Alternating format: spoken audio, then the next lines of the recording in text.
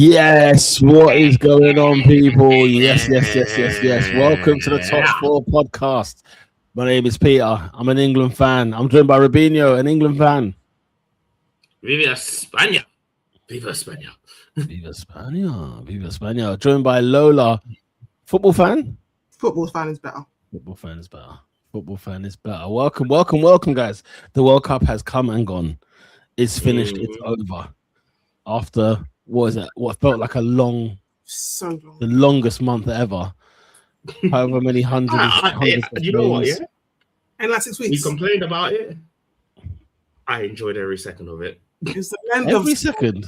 I did not. The 104. Okay, not every second. I'm over exaggerating, but I enjoyed it. I enjoyed it. Yeah, over 330. Was it 333 goals? If you include penalties, it's been one hell of a tournament. It's over now. But it's over now. Spain are your champions once again, repeating what they done in 2010 Good. And winning 1-0 against the Argentines. Order has been restored. Good. Order has been restored. It's a win for football. It's a win for football. A win for football, man. A win for football. Let's get into the comment section nice and early. Shout out to Nat. Rest in piss Messi. I mean, you know, I did feel it for him, you know. If Argentina did not have Messi, trust me, all my eggs were in the Spanish basket. But I had one egg for a Messi, you know, like to eclipse Maradona, to really set himself apart from the rest. But hey, wasn't to be. I should have made that far anyway, but it's such as such. Such is life. Such is friggin' life. Nat goes on to say, question of the day: what's your most sizzling footy take? Mine is I don't have Messi in my top 10 ever. Okay, that's just ridiculous. That's just what we call hate. And as a proud member of the hate nation, that's pushing it. You're a bit too far. I mean, is he saying like his personal favorite or actual like top 10 footballers ever? Because if it's a personal favorite thing, that's fair enough. Because I've got guys like random people in there that I just personally like. But I know using your top 10. Go on. I don't know if I can fit like I don't know if I can put like top 10, but it's people that I just like for me, like Henry's number one, just get over everybody. People like, oh yeah, it's Messi. I obviously know Messi is like objectively better. I don't go crap. Henry's always been my number one.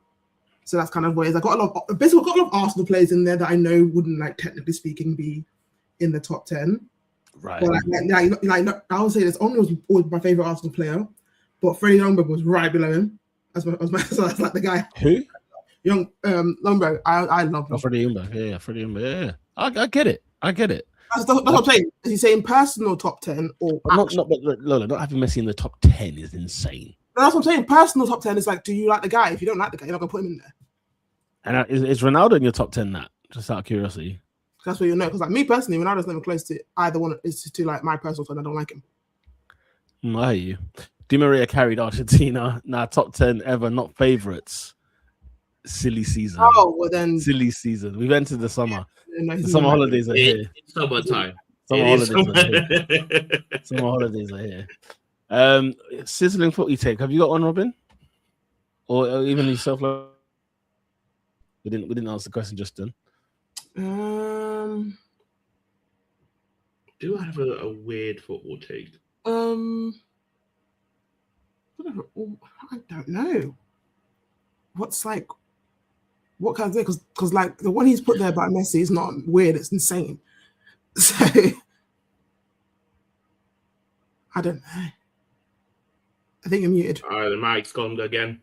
No, I muted myself for some strange reason. Yeah. I'd definitely say for me, Harry Kane is a choker. Do you know what? Fair. But in a weird way, it's true. That's not that's it's not that. It's not not that wild, is it? It's not sizzling. A lot of people have held this opinion, but they kind of I think a lot of people have like restrained themselves with Kane since he left to buy him because he's technically won stuff. But people have been waiting for a moment where he's like, okay, you won the Bundesliga. Well, we need another moment to show that. No. What he needs is a big one, i.e., a Champions League, a World Cup, a Euro. And I failed to deliver. would have taken the Nations League to be like, you know what, fair enough. As an international trophy that England ain't won, you ain't done that.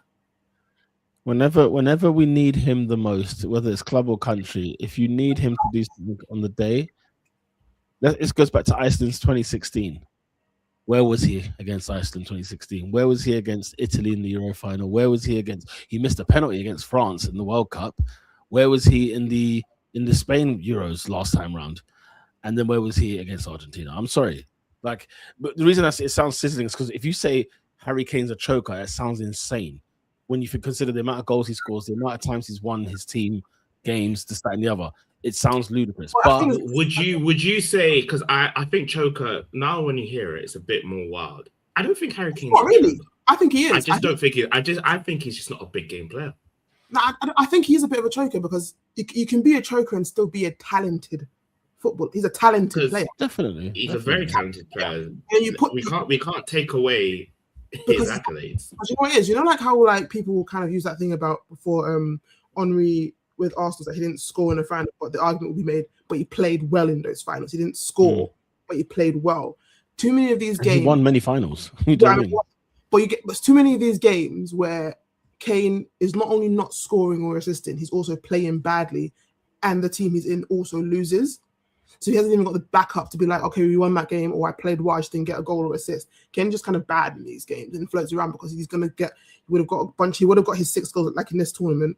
He got 6 goals overall, which is obviously a good return, but they were all in less kind of pressure situations. Obviously, all goals are necessary, but you know what I mean. It's like it wasn't like, oh, you weren't the guy who scored in the semi-final, you weren't the guy who scored in the quarter-final.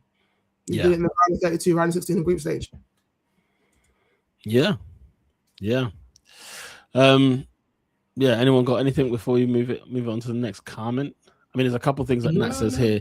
In no order, by the way, I have Pele, Maradona, R9, Cruyff, Gerd Muller, Garrincha, Beckenbauer, Iniesta, Henry, Neymar. Can I ask a question? Do you guys separate like the top players that you heard are top players from like what you see? Because I can objectively say like I've seen clips and stuff of like Maradona and Pele and all these people and said, yeah, obviously they were sick, but I ain't watching. I'm not going to pretend like I'm going to sit here and say like, oh yeah, I can definitely objectively say Pele is the best or Maradona is. I've seen a bunch of their clips and like they're all sick footballers, but I ain't watching like the same scrutiny that I watched Henry or the same scrutiny that I watched Neymar. You know what I mean?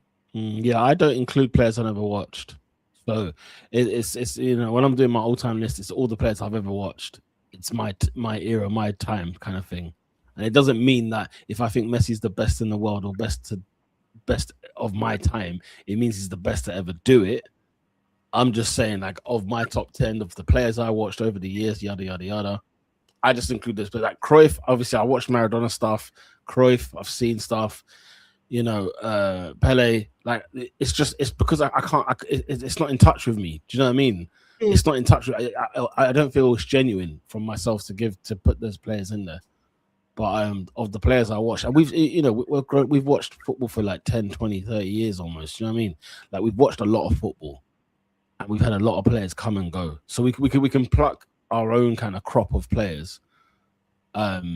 Rather than having to go to the Cruyffs and Maradonas, unless you're of that age.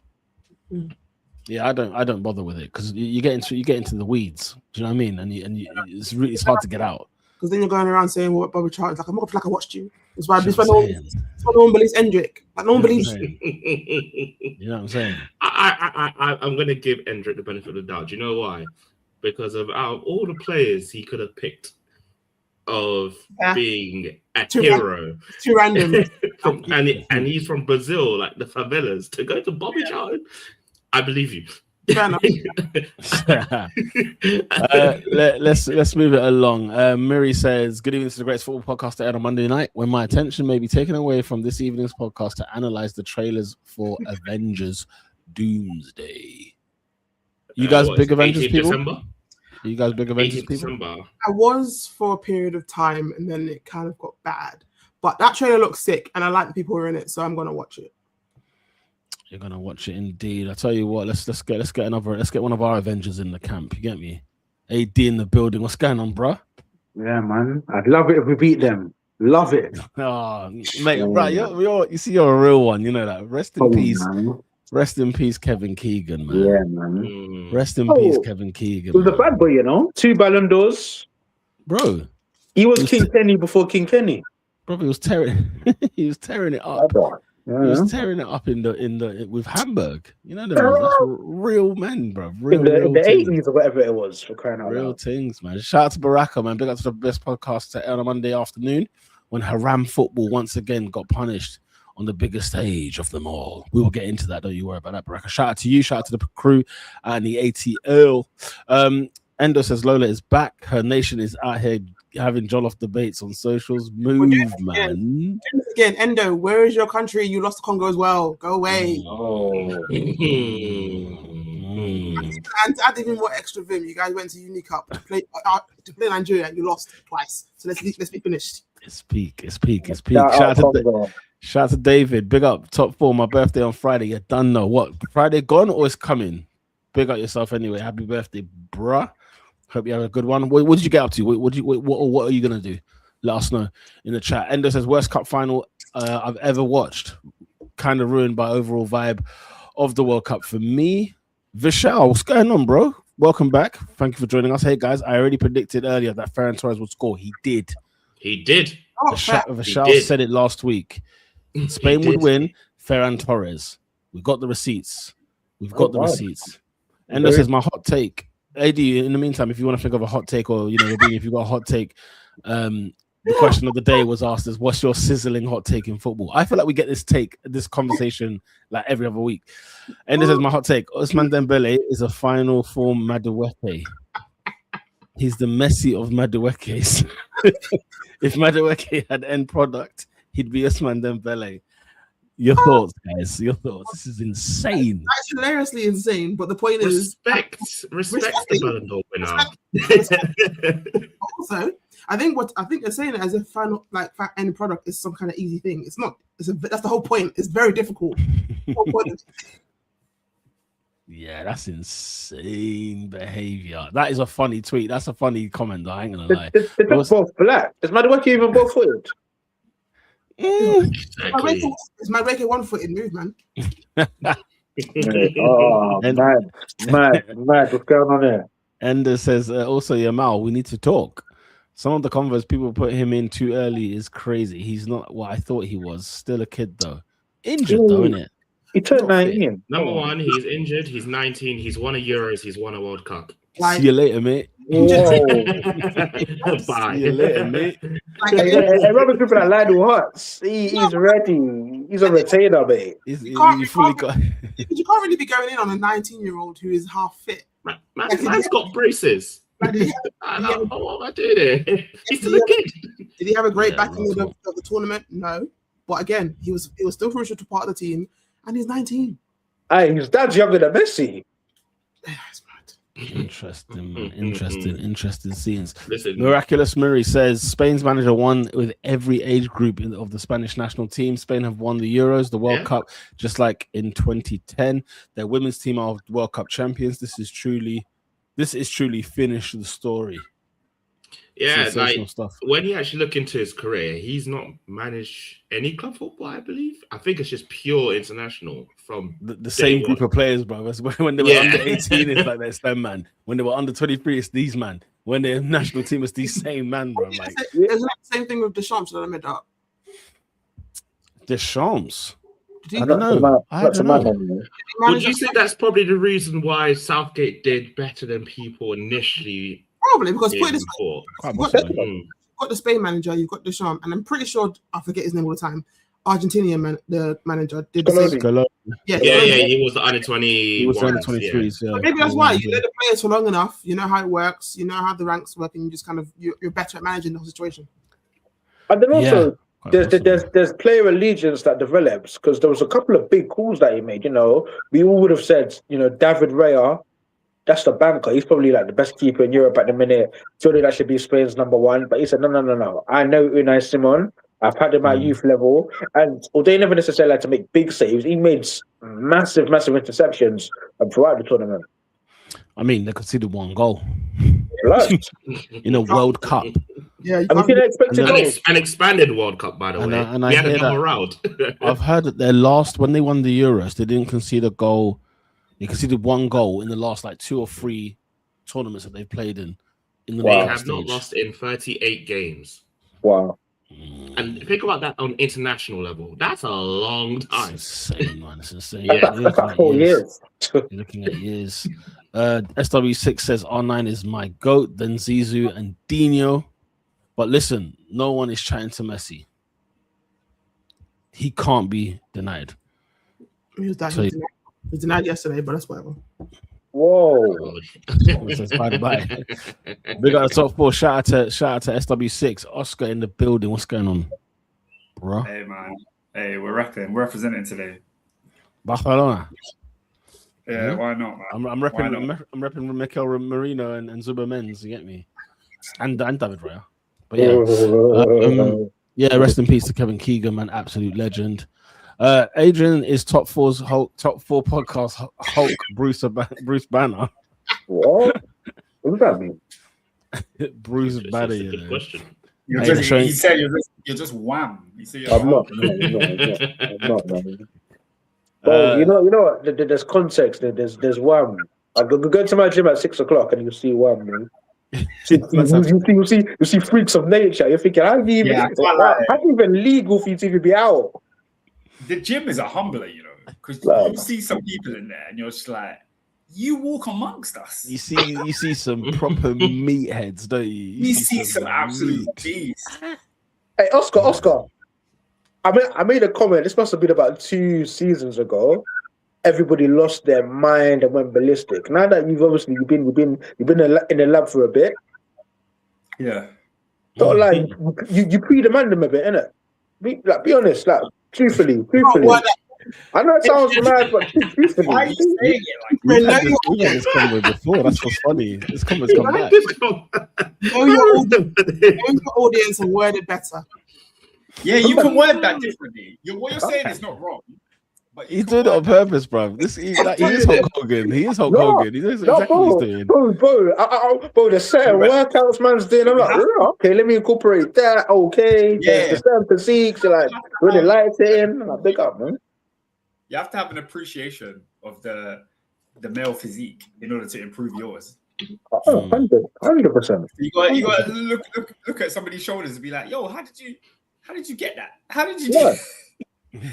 No, because it can't just be protein shakes. Like, what else is it? Oh, there's juice. There's juice when you see juice, man. You know what I'm saying? Certain man are just in their DNA, man. Bro. Certain man look like Triple H in 2002, bro. You know what I'm saying? Some of them look like the game. You know what I mean? They don't look like Paul Levesque, bro. They look like the game. You know what I mean? Listen, SW6 brings up a good point here. He says, I despise Spain. Too boring, but they find a way. They turned up in the last 2 games. Guys, let's talk about it. Voila Spain. Congratulations. Champions. On the way we talk about the Champions, can we start the semis? Because that's where we need to build up to this topic. Yes. Please do, Robinho. Talk to me about the semi against La France. Because whilst the final was a bit of a meh game, the way they took out France was something to be... to behold. Admirable to watch, admirable. It was very admirable.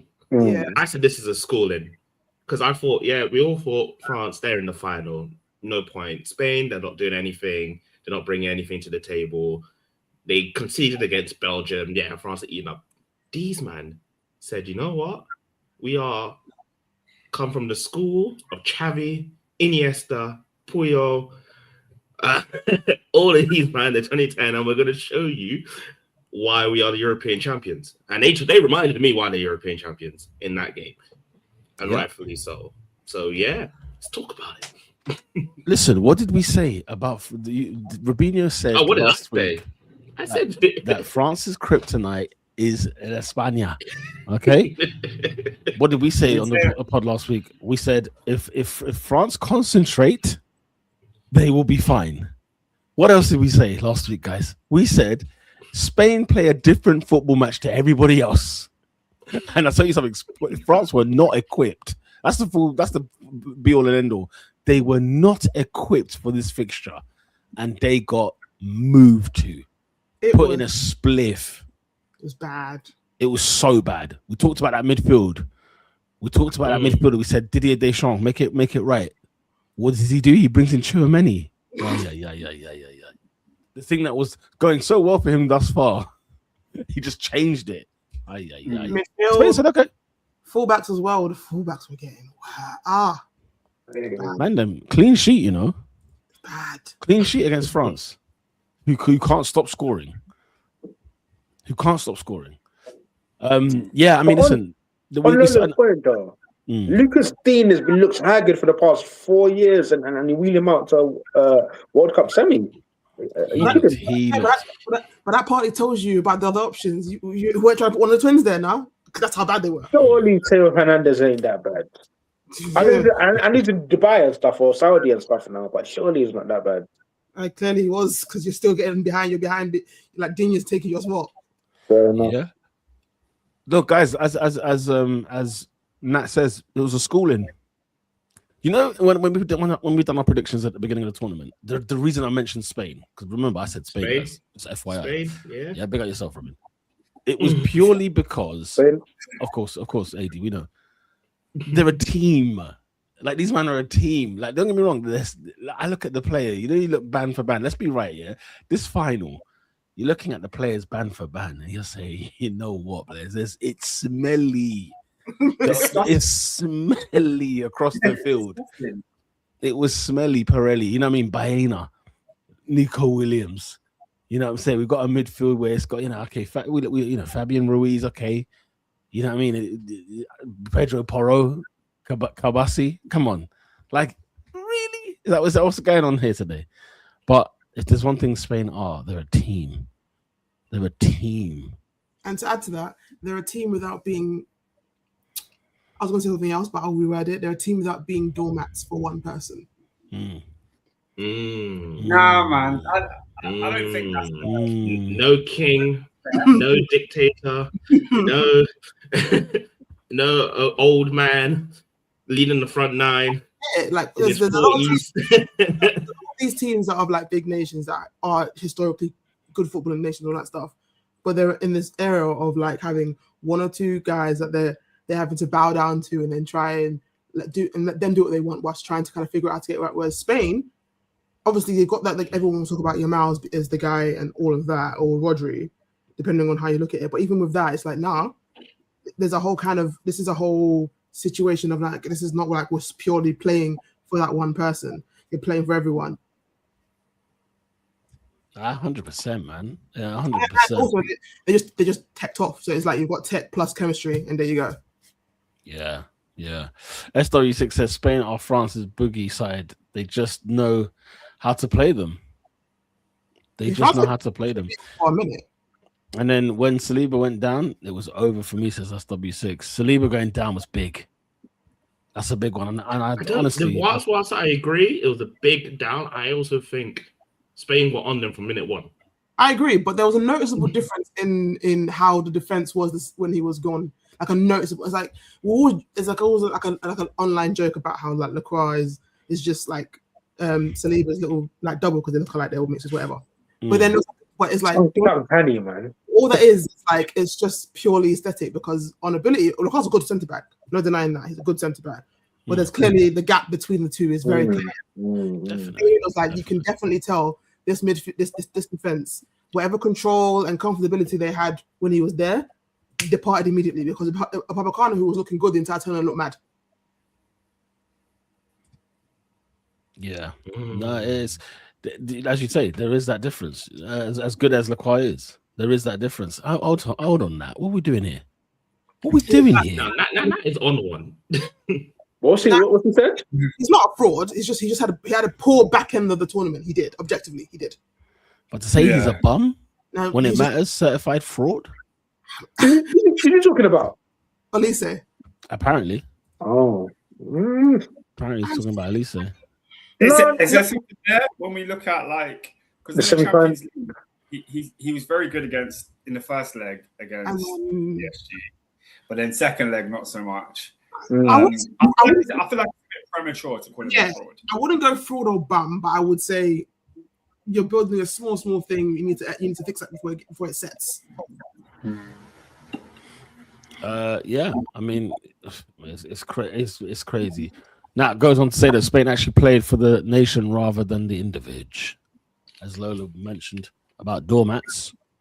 Yeah, I mean, listen, Spain at the end of the day, like, it was tactical stuff, isn't it? Like, here's a job to do. This is the task at hand. Let's do it. Task finished, accomplished.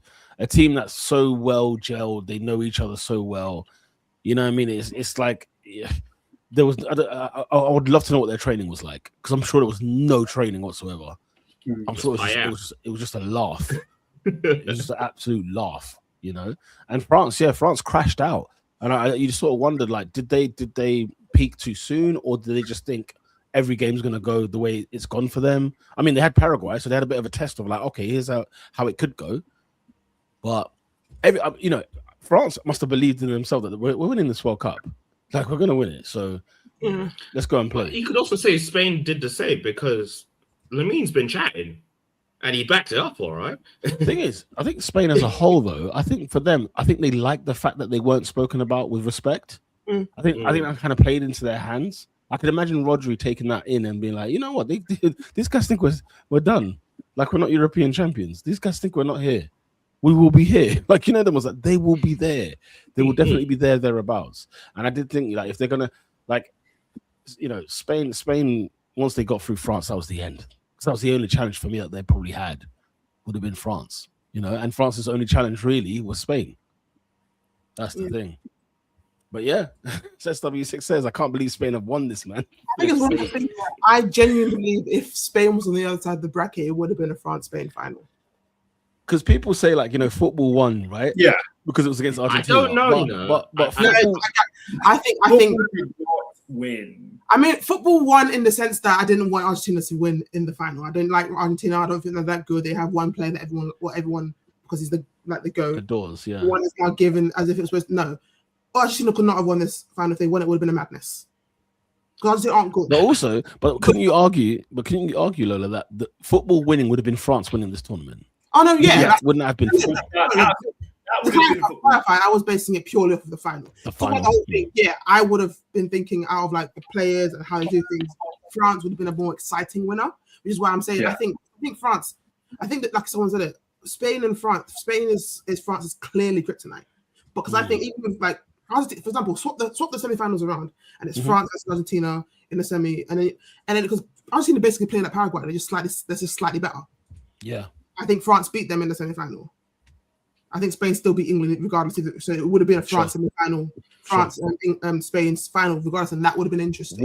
What for football? What should have been the final? Like, you don't know what the brackets are from before the World Cup ball was kicked.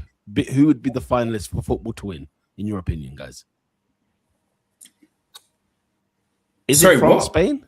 So, like, for football to win, if we truly want football to win this World Cup, what should have been the final? Should it have been like a France-Spain? Should it have been like a France-Brazil? I don't know. Give me something. I don't know who was attacking. The problem is there are other teams that are like nicer, but they're just not good. Yeah. The final four, like I said, the final four were the best four. It was. So regardless of who you had, it was any of those combinations.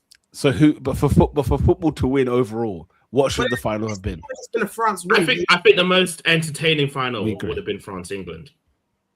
Nah, I think it would have been the rematch, France-Argentina. Well, I don't think that would have been entertaining. I don't think it would have been entertaining too. France-Argentina. I don't think it would have been entertaining. I think it would have been fun for like a rematch, but I don't think it would have been entertaining. I think France-England would have been better. I think France-England would have been better. A better spectacle to watch. No, because England would have cowered out. England would have done what Argentina did in the final. Yeah, that's why I'm saying it's like I don't think it would have been. You think so? Yeah. I think it would have been the same. Absolutely pathetic. It would have been the same thing, just different countries. It would have just been English version of what Argentina did, but probably wouldn't have fought as much because I'm not as like hot-headed. I think the final should have been on football and ability and what can happen. It's Spain and France. The difference is it will then come down to what kind of football do you like. Because some people do like Spain's football. Some people don't. Yeah. So it's not like a thing of like, everyone doesn't like Spain's football. A lot of people do. I think in the final, if Spain actually did take their chances, I think we would have all been quite competently happy with the performance from Spain. I think what started getting us annoyed was how often they missed. Because we saw those stats on not shots, but shots on target was in double digits. So really speaking, it should have been over in the like Emi Martinez had 10 saves, something like that. If Spain won like 4-0, let's say you say 10 shots on target, right? If Spain had scored 4 of the 10 and it's a 4-0 win, we would say, my God. We would have been like, oh my Lord. But look at their strikers, Oyarzabal and then Ferran Torres. And they still managed to 10 on target. So it's just a case of like, I don't like him, but Martinez did the job he was supposed to do. Everything was to him, though. I don't remember one save that Martinez you thought bloody hell could save. They were to him, but what I'm saying is there were shots that have been taken at keepers in this games that are to you that didn't get saved. Yeah, 100%. All right, let me get through the rest of these comments. Let's see what's going on. Mbappe is officially the all-time World Cup scorer. Shout out to Kylian Mbappe. Shout out to the Don, man. He's the man. He's the man. I'm hearing Elise is moving to Arsenal. Listen, just put that to bed. Let's put that to bed. Nat says Spain, Netherlands. I don't know about that. Netherlands. The cheeks. Sorry. They are. They were. France, Argentina, with no hindsight, would have been the one for sure. Narrative matters. Yeah, fair. Well, you know what? It's been one hell of a thing. Baraka says, look, Spain did the very thing other teams refused to do after going a goal up against Argentina. Not going defensive, not giving Messi and co any space, constant attack. They went for it, man. We didn't see Messi until the 118th minute. Spain weren't the only one. They just had more quality to achieve it.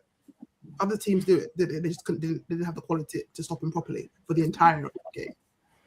You know what? Speaking of narratives, yeah, this would have been something. That would be hilarious. Purely for the kind of just purely for the polarizing views of like, it would have been funny.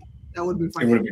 But yeah, guys, Argentina. Let's not sugarcoat this. Argentina got battered, bruv. These men got put in a spliff. Argentina were terrible. They were bad for. They were terrible for the they entire got put in a massive game. Spliff. Like I couldn't believe what I was seeing. Messi's not like Messi. I mean, no. Listen, Lola. Look, but my point is like, because in a final, yeah, one-off game in a final. Let the past be the past. Let what we've seen be what we've seen. Behold, is a new day. You know what I'm saying? You're in a final now. You've got Lionel Messi as well, by the way, who's been scoring hat tricks in this World Cup. So it's not Ronaldo. It's not a 47-year-old Ronaldo. This is Lionel Messi scoring hat tricks opening day of the World Cup. And scoring some blinding goals, by the way, this season, this tournament. Yeah. You rock up, yeah? And you know when the first ball went across and then Simon was like the frigging cat that just come out and cleared the ball when Messi was through on goal, I thought, here we go. Okay, we got a game on our hands. I was rubbing my hands for this. I thought, here we go. I'm ready to see what can happen. We've cussed some teams in this World Cup. We've rinsed some teams. By the way, they've applied themselves. By the way, they've shown up to a game in a World Cup. What Argentina did was a disgrace. But what I'm saying is, I'm disgrace. No, because here's what I'm saying. Because like, do you know what it is? Since which game did they play?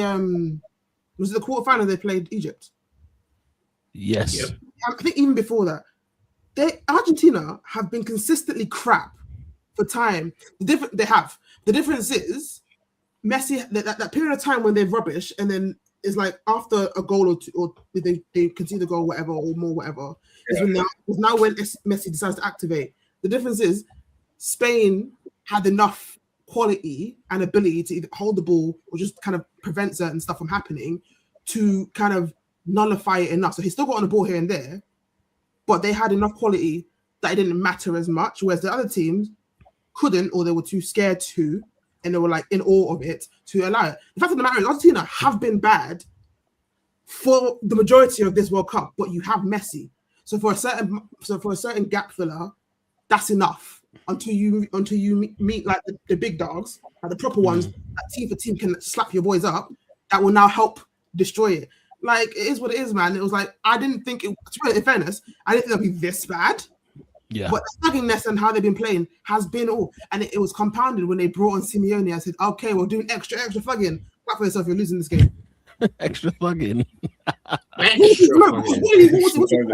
he brought on to actually do? Yeah, God knows. I mean, you know what? Like, and the thing is, when you've got Messi and Messi's up against tired legs, you know what I'm saying? Because they scored like 8 goals from like the 85th minute onwards this World Cup. Like they scored a truckload of goals in the last minutes of games.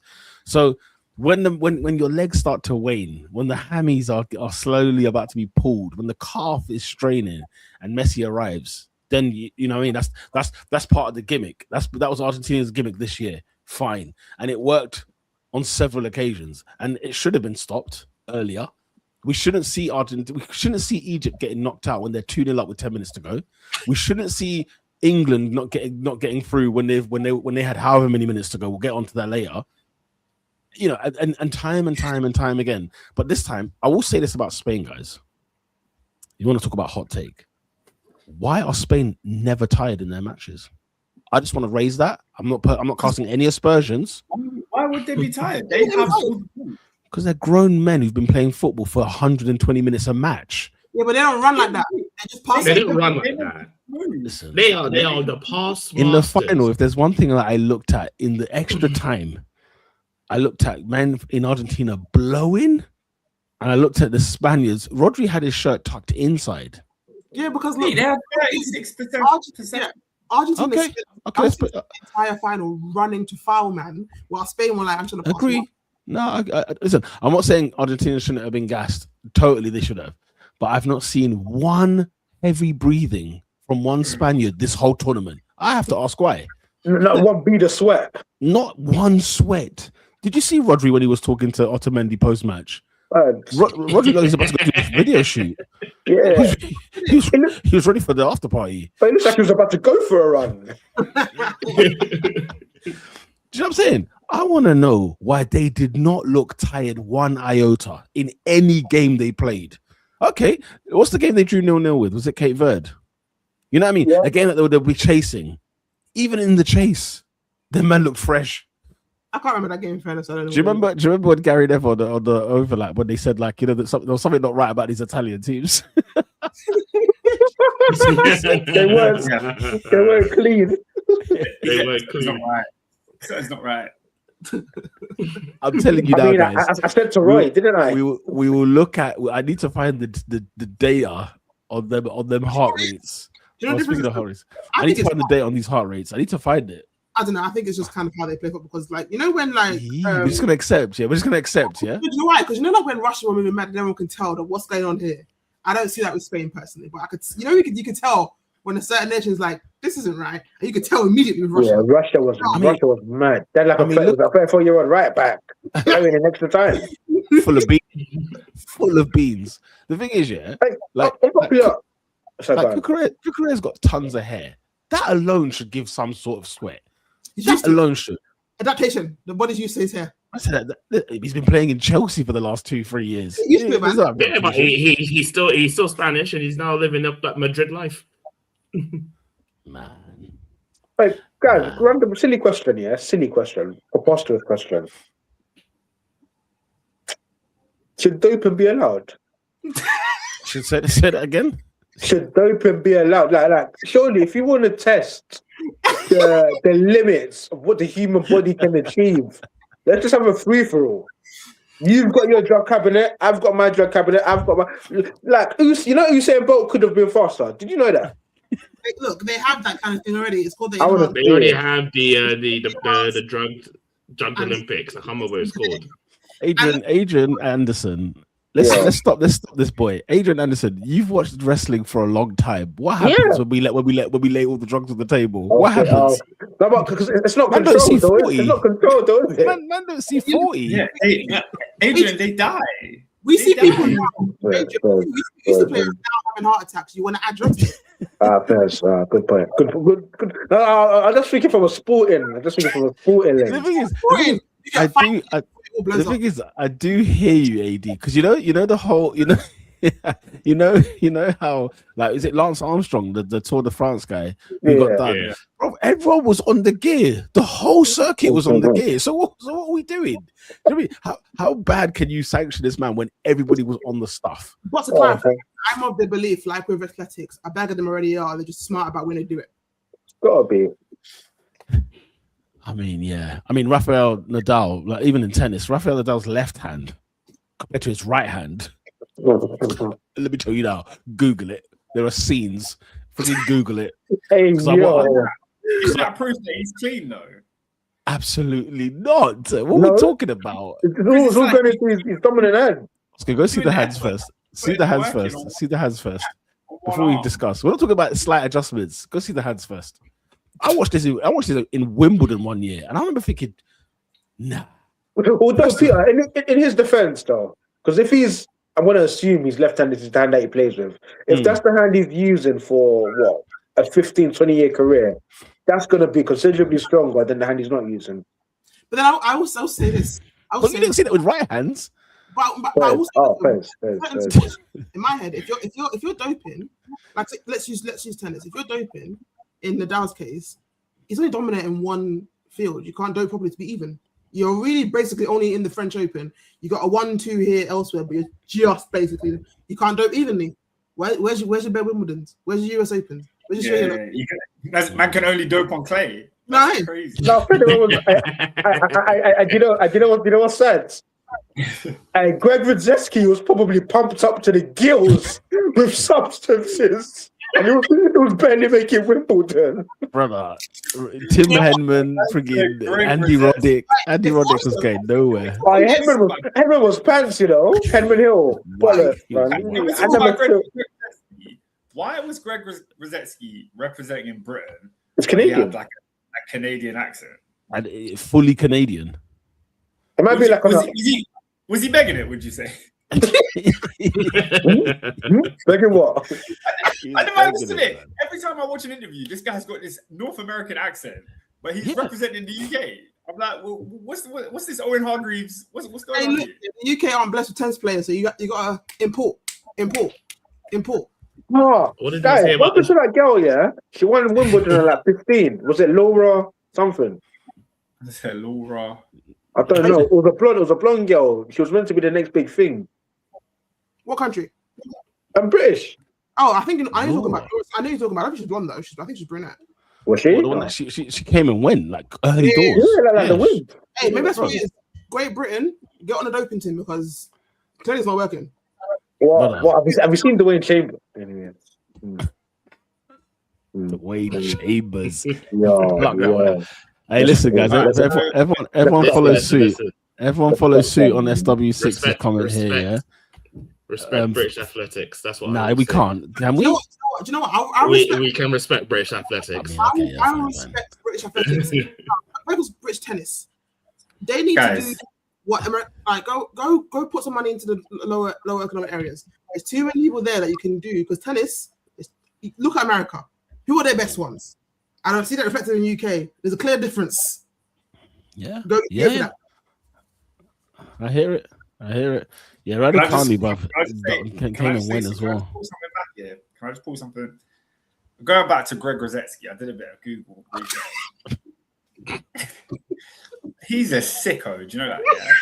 Yeah? Greg Rudzeski was born in 1973 in Canada, Quebec, to be precise. Montreal, Quebec. It's a French Canadian. Quebecois. Yeah. So his mum is British, but it wasn't until 1995 he decided to claim British citizenship and then go and play for Great Britain. He was 21. What? Go where you can get in, innit? Go where you grew up in Canada for 21 years and then just decided, nah. Go where you can get in. Go where you can get in. No, but you know what? Yeah, him and Henman were 2-pack of. It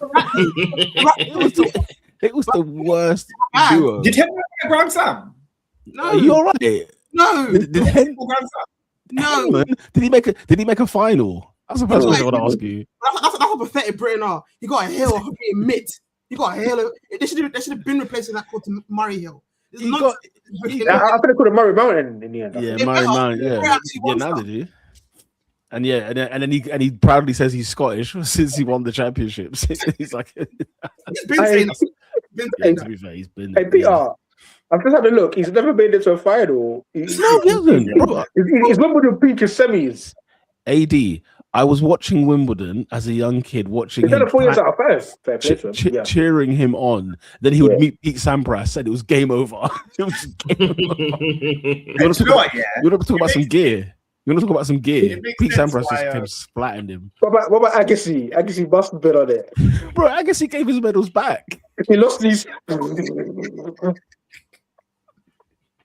The thing is, Agassi's confession was unprovoked, and he gave his championships back. and then wrote a book. That's a conviction if ever I've seen one. That is conviction of the highest degree. He had the most luscious hair, and then he went bald. Come on, it's so weird. It's just weird. It's a dead giveaway. Oh mate, it's But yeah, speaking of talking about craziness and nonsense and not making it in the big one. Did Argentina generally think they can fight their way to a World Cup? They did. Yeah. That's how Argentinians think. They fought themselves to a final. Right. Is anyone else surprised at how bad they were? Yeah, I am. I am. They've been touched the whole tournament. We all knew Spain were the better team, but to go 90 minutes without a shot on goal, that is insane. The first shot on goal was in the 117th minute. Was the first shot on goal? It was after 117 minutes. I've been on Argentina for a minute because I know it's Messi. Julian Alvarez. Not on him specifically. I already kind of thought Argentina. I didn't think they'll get this far. I'm just kind of annoyed they did, but I didn't think they'll be this bad in the final. They were horrendous. Yeah. Like it was shamelessly so. Like genuinely, even though I don't rate them as a footballing team, they've got enough players that I would have thought they'd do better. So that stat when they flashed up before the extra time, they had 0. That was disgusting. Yeah, it kept flashing up. You know, when Spain had 12 shots, it flashed up and it was 12-0. Then it was 17-0. Then it was 20-0. And I said, this is not football. Oh, but right. Peter, I kid you not. Do you know where the concern first got me, right?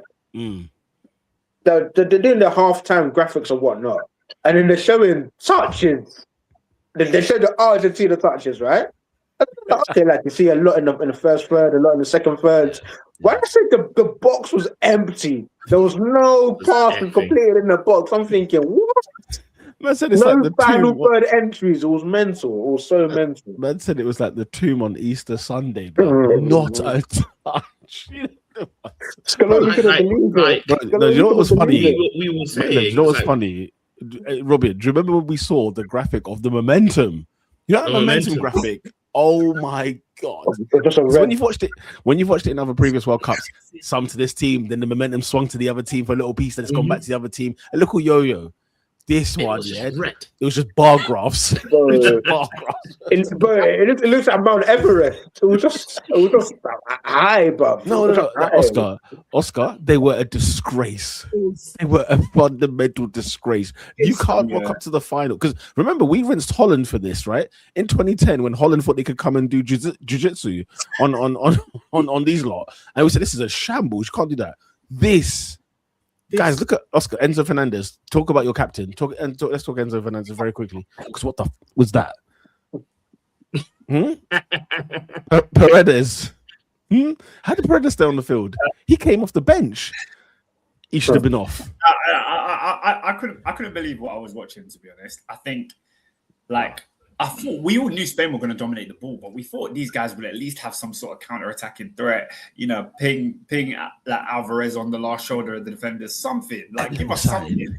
That midfield, McAllister, Enzo, it was disgusting. It was absolutely disgusting. I think that is one of the worst performances I've ever seen from McAllister. He couldn't do anything right, and then Enzo Fernandez. Do you know what makes me laugh? That's the worst performance I've ever seen him do. Do you know what makes me laugh? You know when players automatically have a thing where it's like, oh, if they get yellow card, they can complain about it.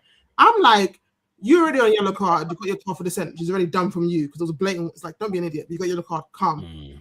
Second yellow card. You sent that child flying, and you were complaining about how's that yellow card. You're the cheat. You complain about yellow card. He did a spinneroonie in midair. You and you were wondering you got a yellow card. Nah, he flipped, bro. Oh my God. The thing is, I want to know what Enzo said to the referee because he was convinced about something. He said to the referee, he's like pointing somewhere else. I think he's saying. I think he's saying like I stopped because if you watch the replay, like Enzo doesn't go into him. He's just late, innit? He's just late, and the way that my man has flipped, was it Kabasi? Who was it? Kabasi.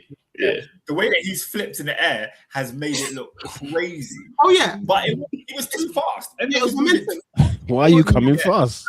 When you because the slow motion has been going viral on Twitter, and people have been looking at it saying, "How is this a foul?" And I'm like, "Well, it's clearly a foul because he's late. He's so late to the ball, and he touches my man."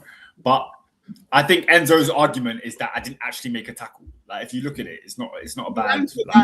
He's such a tool. He's such a tool. He's one of the biggest tools. And Argentina got a lot of tools. There's a lot of wrenches in there. Mate. Wrenches, spanners. They've got bare spanners.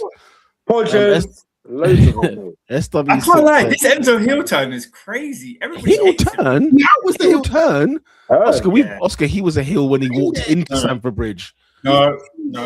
100 million from Benfica. He was a heel then. The one that everybody hated for Chelsea was Cucurella. Everybody hates Cucurella, yeah. We have space, we can know. We're all nuanced people. We can have space to hate for more than one people. And Enzo's one of them. But Enzo is not like Enzo doesn't get booed. Like when Chelsea played it, Cucurella gets booed for no reason. I agree. I think he's a little rat. That's why. Even Garnacho, that's not a likable bunch. Man. Yeah. Look, Garnacho, but this is what I understand.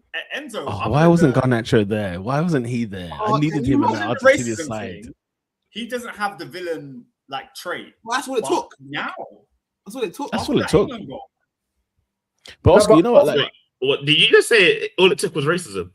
No, racism. But it's my point. No, Oscar. I hear you. It's quite true. I think for the most part for the fans, people don't like Cucurella, right? But people also, I know what but they didn't. They also didn't like Enzo, but they despised Cucurella more. So it was like whatever. But this energy shit was like, I like this. The shift now, just because Cucurella's gone. Yeah, no, because Cucurella is a face.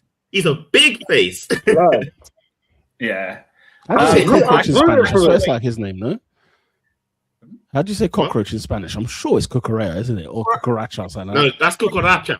Cucaracha. I don't know, man. The times I've been to Spain, we ain't really staying around cockroaches. I don't know. You know what? Yeah, that's the thing. What made me laugh? Yeah, Argentina thought they could bring dark arts to a country that first of all invented the dark arts, colonized your country, and then you're gonna go do it to them. Must get your mind. Must get your mind. Everyone's been saying this. Do you know how mad of a nation you have to be for the world to back the conquistadors? Yeah, man. Yeah, you have no Latin Americans wanting you gone. Yeah, man. For Spain. Yeah, you man are mad. And this game actually added my extra kind of like, not vim. I don't like hate Messi, but there's a little less respect. Like I can always respect his talent. He's the GOAT, that's whatever. But for him, that little moment of snitching. Oh, you tried to snitch.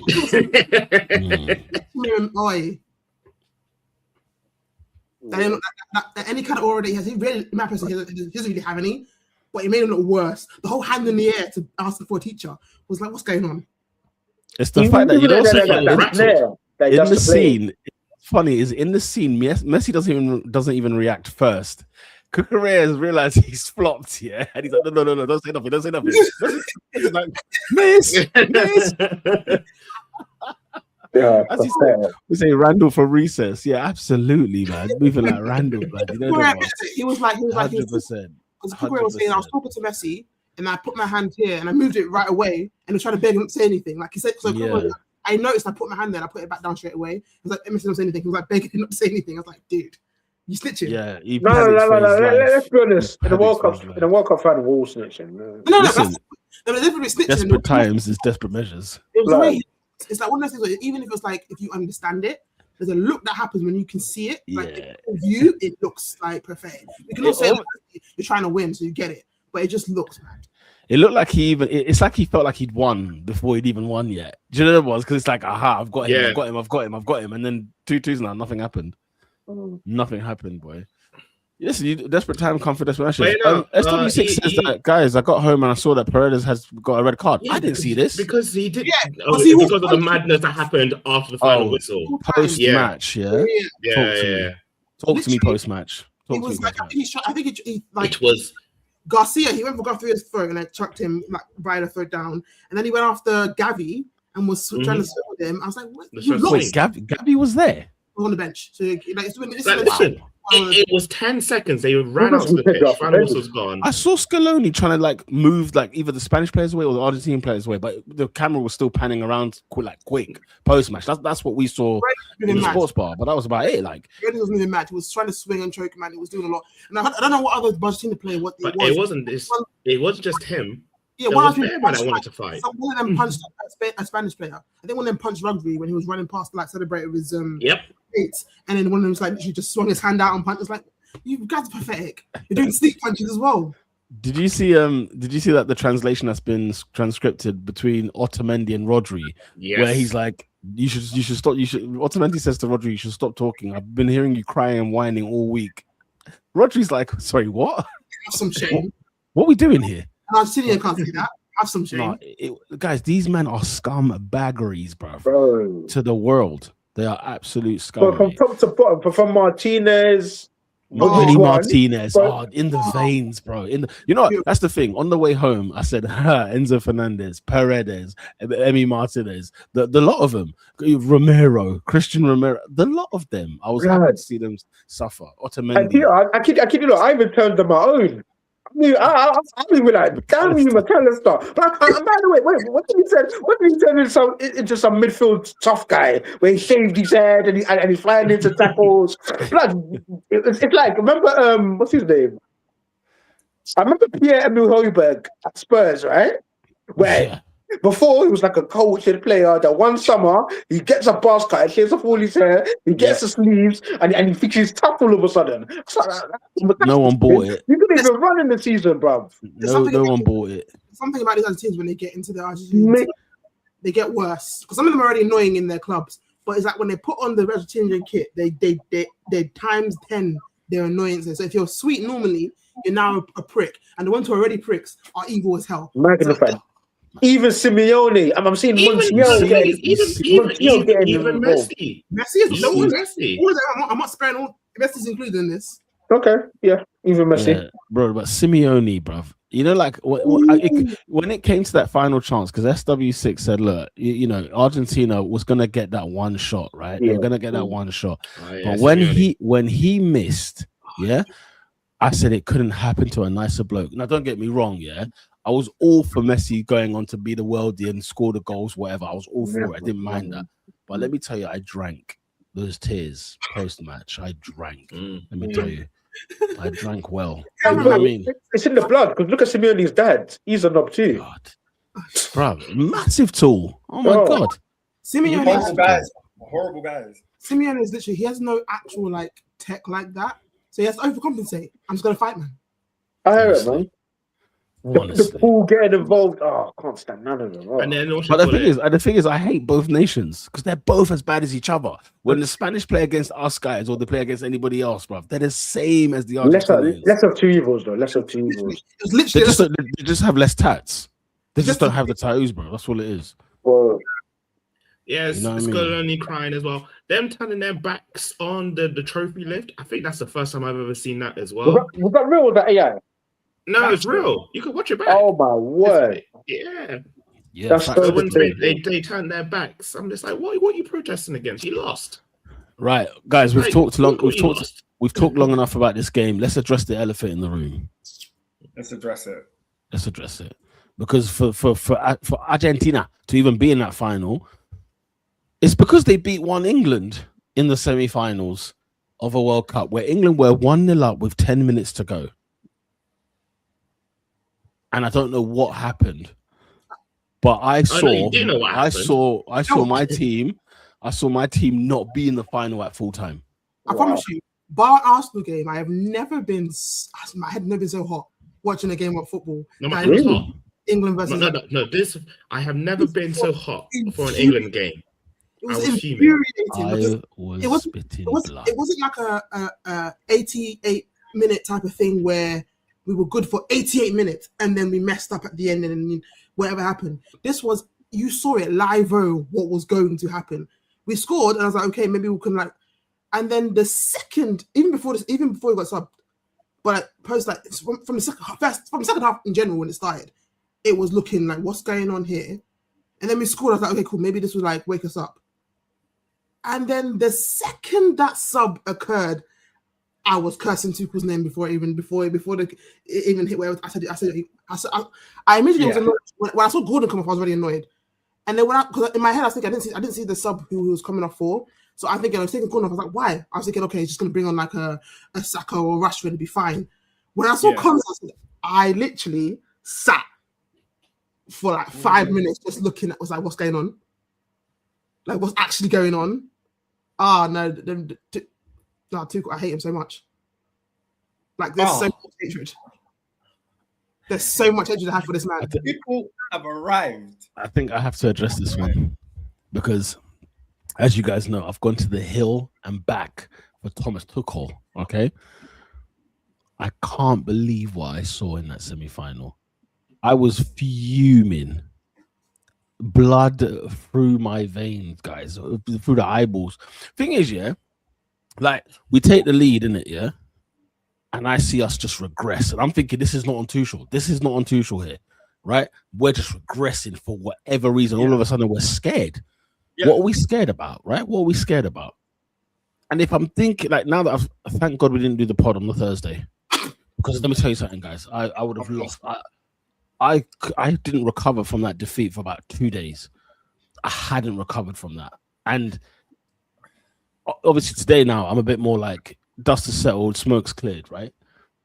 The only thing that makes me think maybe Tuchel's decision wasn't as crazy as it looked was that he saw the wind blowing the other way and thought, I have to get the right personnel to deal with this problem. That's the only defense that there is for this man. But the problem is that obviously when we go 2-1 down, all of a sudden, he then decides to bring on Rashford and Noni Madueke. It's even before that. Because I could hear you. I could sort of agree if it was just Konsa he brought on. I'd still be annoyed, but I would sort of agree if it was just Konsa he brought on. Yep. The second he brought the 10,000 other defenders on, before we were 2-1 down and before he decided to say 96 minute, sure, I'll bring on Tony and Rashford now. Idiot. There was no logical, because you could tell me like, yes, England players, maybe they got nervous and they started to regress, and that's fine. It's understandable. You're thinking, okay, coach, at the moment in time, it's the players, they're regressing too much. As the manager, the coach, fine, make a change to kind of sort of like fix it. You brought Konsa on, I was annoyed. I said, calm. And then you doubled down on that. You took off any kind of counter-attacking threat, any type of people to hold onto the ball, any guy who cover a space to block any long shots. You removed everyone it's like, and then you had a cheek post-match to say it's in the DNA. I didn't regret this, da. And I'm sitting there thinking, sorry, you're going to blame the players when, realistically speaking, if as a person on that pitch, if your coach is bringing on 5 defenders, what's their mentality first? As defenders, you're naturally, regardless of the state, your natural inclination is to defend.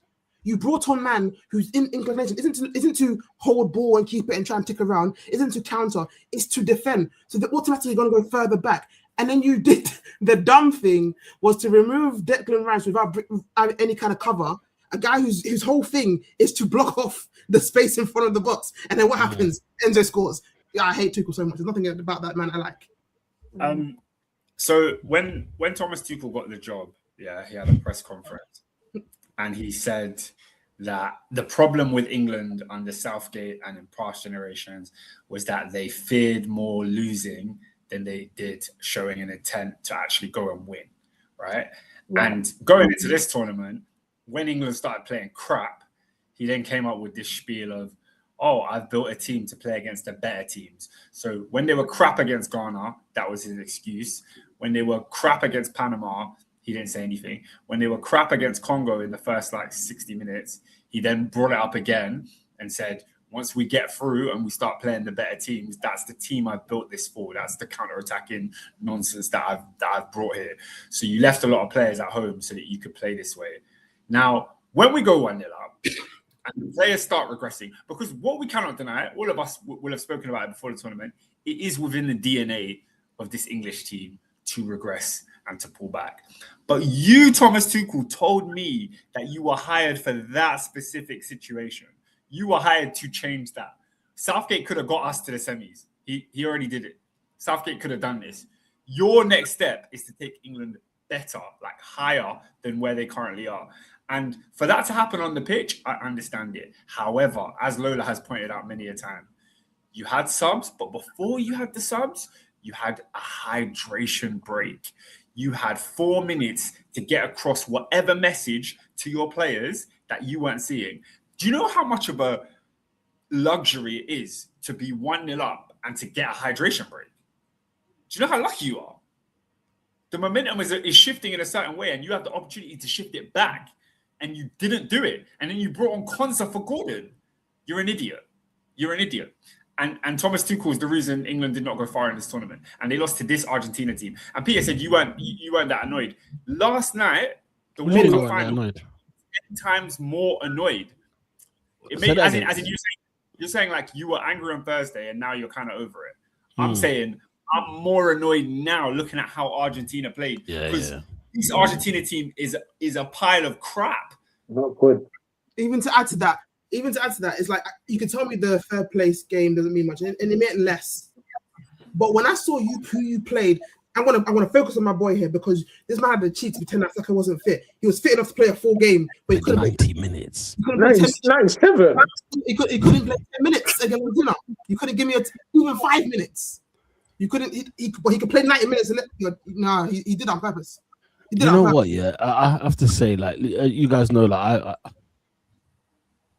you defend somebody, you back someone, and then they go. Now, to some of you, what he did was characteristic of himself, right? To some of you guys here, maybe Oscar because he lived it. But I saw when Kane turned on the Undertaker, bruv. It was, for me, there was a heel turn that took place in my opinion with Tuchel there. Wow. That's why I said in the group chat, he's got one more game to save his job. And that's the opening day of the Euros in 28. Because if I see any of this in 28, see you later, mate. I'm not involved. I'll be very honest. I don't want to see him at 28.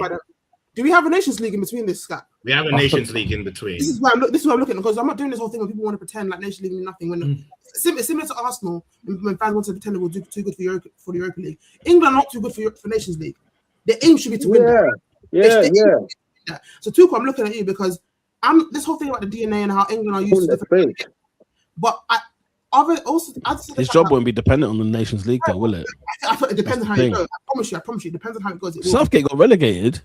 Because didn't lose his job. Southgate had the bubble of he was doing good with the squad overall. He was doing things that were new. He had the squad of people who were on his side. You know what I mean? So he had that grace. He had a lot of grace. With Tuchel in this semi-final, he messed up with the subs. He messed up with the hydration break, and then he also did himself dirty in each of these press conferences. My whole thing is also adding to this about when he's complaining about it's the DNA of England. It's to add to all of that. Can we also not ignore you called up these men? You decided not to bring up a Gibbs White, a Walton, a Trent, a Palmer. All these men, you decided to leave at home. It not help you either. So I'm not hearing about DNA when the DNA you're talking about is available in England. You decided to leave them at home. So no, but even look, what's even worse, he put on a Jordan Henderson ahead of a Kobe Mainoo. When he needed creativity, when he needed something in that final third. Kobe Mainoo has not touched the pitch this World Cup. Not even the third place. So what was the point of bringing them? Rice started. Couldn't believe it. Rice literally started the third place game. Two men who were the same people in Anderson and Rice made sense. That's what he thought made sense. This is the thing, Tuchel. You had right backs who were injury prone. One got injured, and you brought top Chalobah as the option. His man's sick. From then on, guys are criminal. Like, look at the recall we've built against this man. He's a criminal. There's no two-way. Like, if you didn't see it before this tournament, there's no way you do not have enough evidence to tell you that this man is a criminal. The thing is, I want to give him one game because he has to change what he did at the World Cup. I want to give him redemption space to at least change what he did at this World Cup. Because he should be sacked today. They should be sacked. The thing is, there's a Guardiola at home. The reason I think sacking him now is an overreaction, and I'll tell you why. We got to the semi-final of the World Cup. Third place. England play well. England play well. No, but hang on. It's the problem thing England have been in 66 years or 60 years or whatever. We got to the semi-final of the World Cup. Southgate did that, Lola, but we didn't ask him to be sacked. He didn't finish first. And there was less expectation on him. I feel like we always complain. We've always complained about England's performances, right? But we've gone far. But the point is, like Oscar already mentioned, there's one thing that Southgate gets to the semi-final because there was less expectations on him. People were shocked by it. The whole point of Tuchel was that he was supposed to do what Southgate did and more. He failed at that and more. Of course. He got third. Southgate didn't get third. I'm not even saying win the World Cup. Yeah, don't piss me off. No, facts are facts. Facts are facts. Yeah, actually, yes. Look, I will put my hands up. He got the third. Like Southgate lost to Belgium, didn't he? Southgate lost the semi-final and Tuchel lost the semi-final. So what are we talking about? Southgate took England to 2 finals. So he had 2 second places. So if you want to do third place. Would you look at that? Yeah, I know. Yeah, exactly. The AD thing is, it's an overreaction if we sack Tuchel for getting to the semi. It's an overreaction. Well, okay, can I explain my point? Go for it, bro. I said, Gareth Southgate's gonna age. What? I said, this Tuchel guy needs to win. I picked a foreign man. I picked a man that's not English. It's to win. I ain't got time for no excuses. That would be better than what Southgate did before you, and he didn't do it. Not even a Spanish man or a Swedish. You got a German. Whoa. I don't personally care about that. But don't pretend there's not a bunch of English people who care. Sure. German. Yeah. You did that already to not win. You got a German. Like I said, I'm not pretend like England have some kind of right to win the World Cup. That's not my issue. It's the manner in which you did this. Because, like, at least with Southgate, I enjoyed watching certain games. I have not enjoyed a Tuchel game, bar this game against France. That's because no one gave a crap. The question was fun. I think we enjoyed early Southgate. I don't think we enjoyed latter Southgate. No. But we did. I had moments of enjoying him. I haven't enjoyed any Tuchel games, but maybe the second half of the Croatia game and this third place game because it was a bit of a fun. Like both teams were kind of not. What have we actually enjoyed? What have we seen? Listen, his performance at this World Cup is horrendous. I want to be clear on that. He got us third place. He can't be sacked getting us third place. I'm just saying that. No. It's an overreaction. On paper, let's be fair. Could you be sacked? He's allowed Grace to have to at least change what he did wrong. We can't allow him that. Pete, do you think it's acceptable? Do you think it's acceptable for a nation like England to have conceded the most goals of any country in the World Cup? Wait, what? Is that what happened? Sorry? England conceded the most goals of any country. Yeah, but caveat FC. The third place. Caveat FC. Because how many teams got as far as England did? More opportunities for more goals to be conceded. We played a game and we conceded 4-1. We won 6-4. It's not great. But it's not a great stat though. It's not a great stat because who was third and second? Just out of curiosity, who was third and second in that list? I was joined with Tunisia and Iraq. Damn.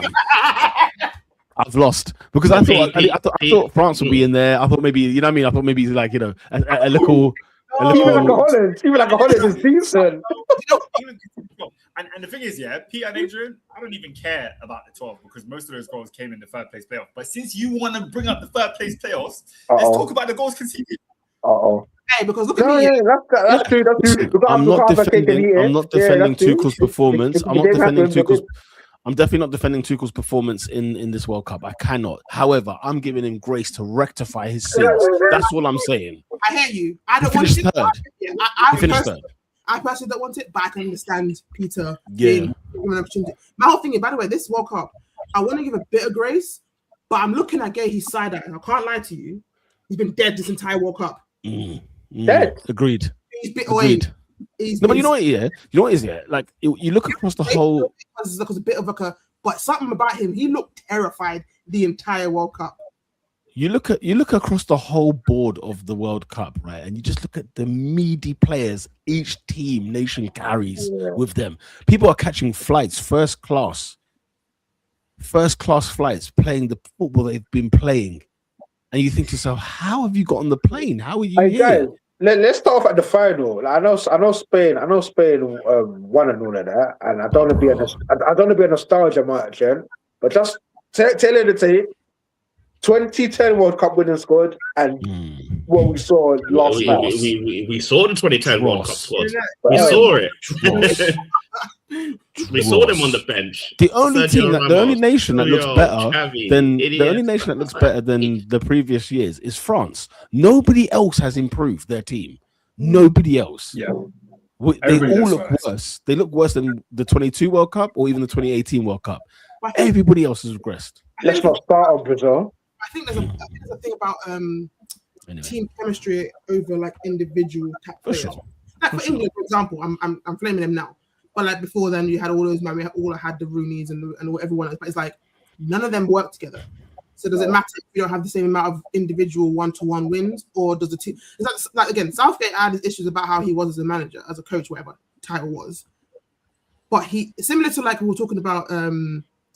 Argentinian coach, the Spain coach, the France's coach, even before this one, they managed to put together a team who were comfortable and knew each other, and it was the chemistry was on 100.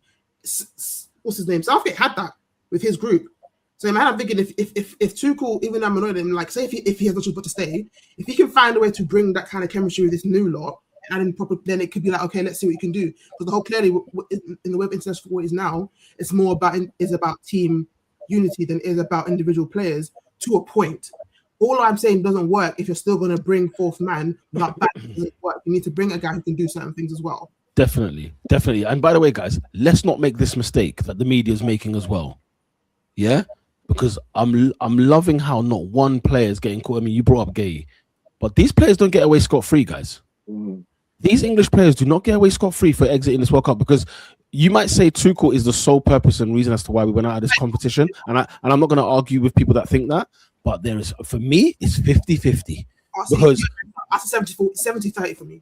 You're saying 70-30. I'm happy to negotiate at 60-40. I'm happy to negotiate that. Yeah, because at the end of the day, 40% is still a big percentage, right?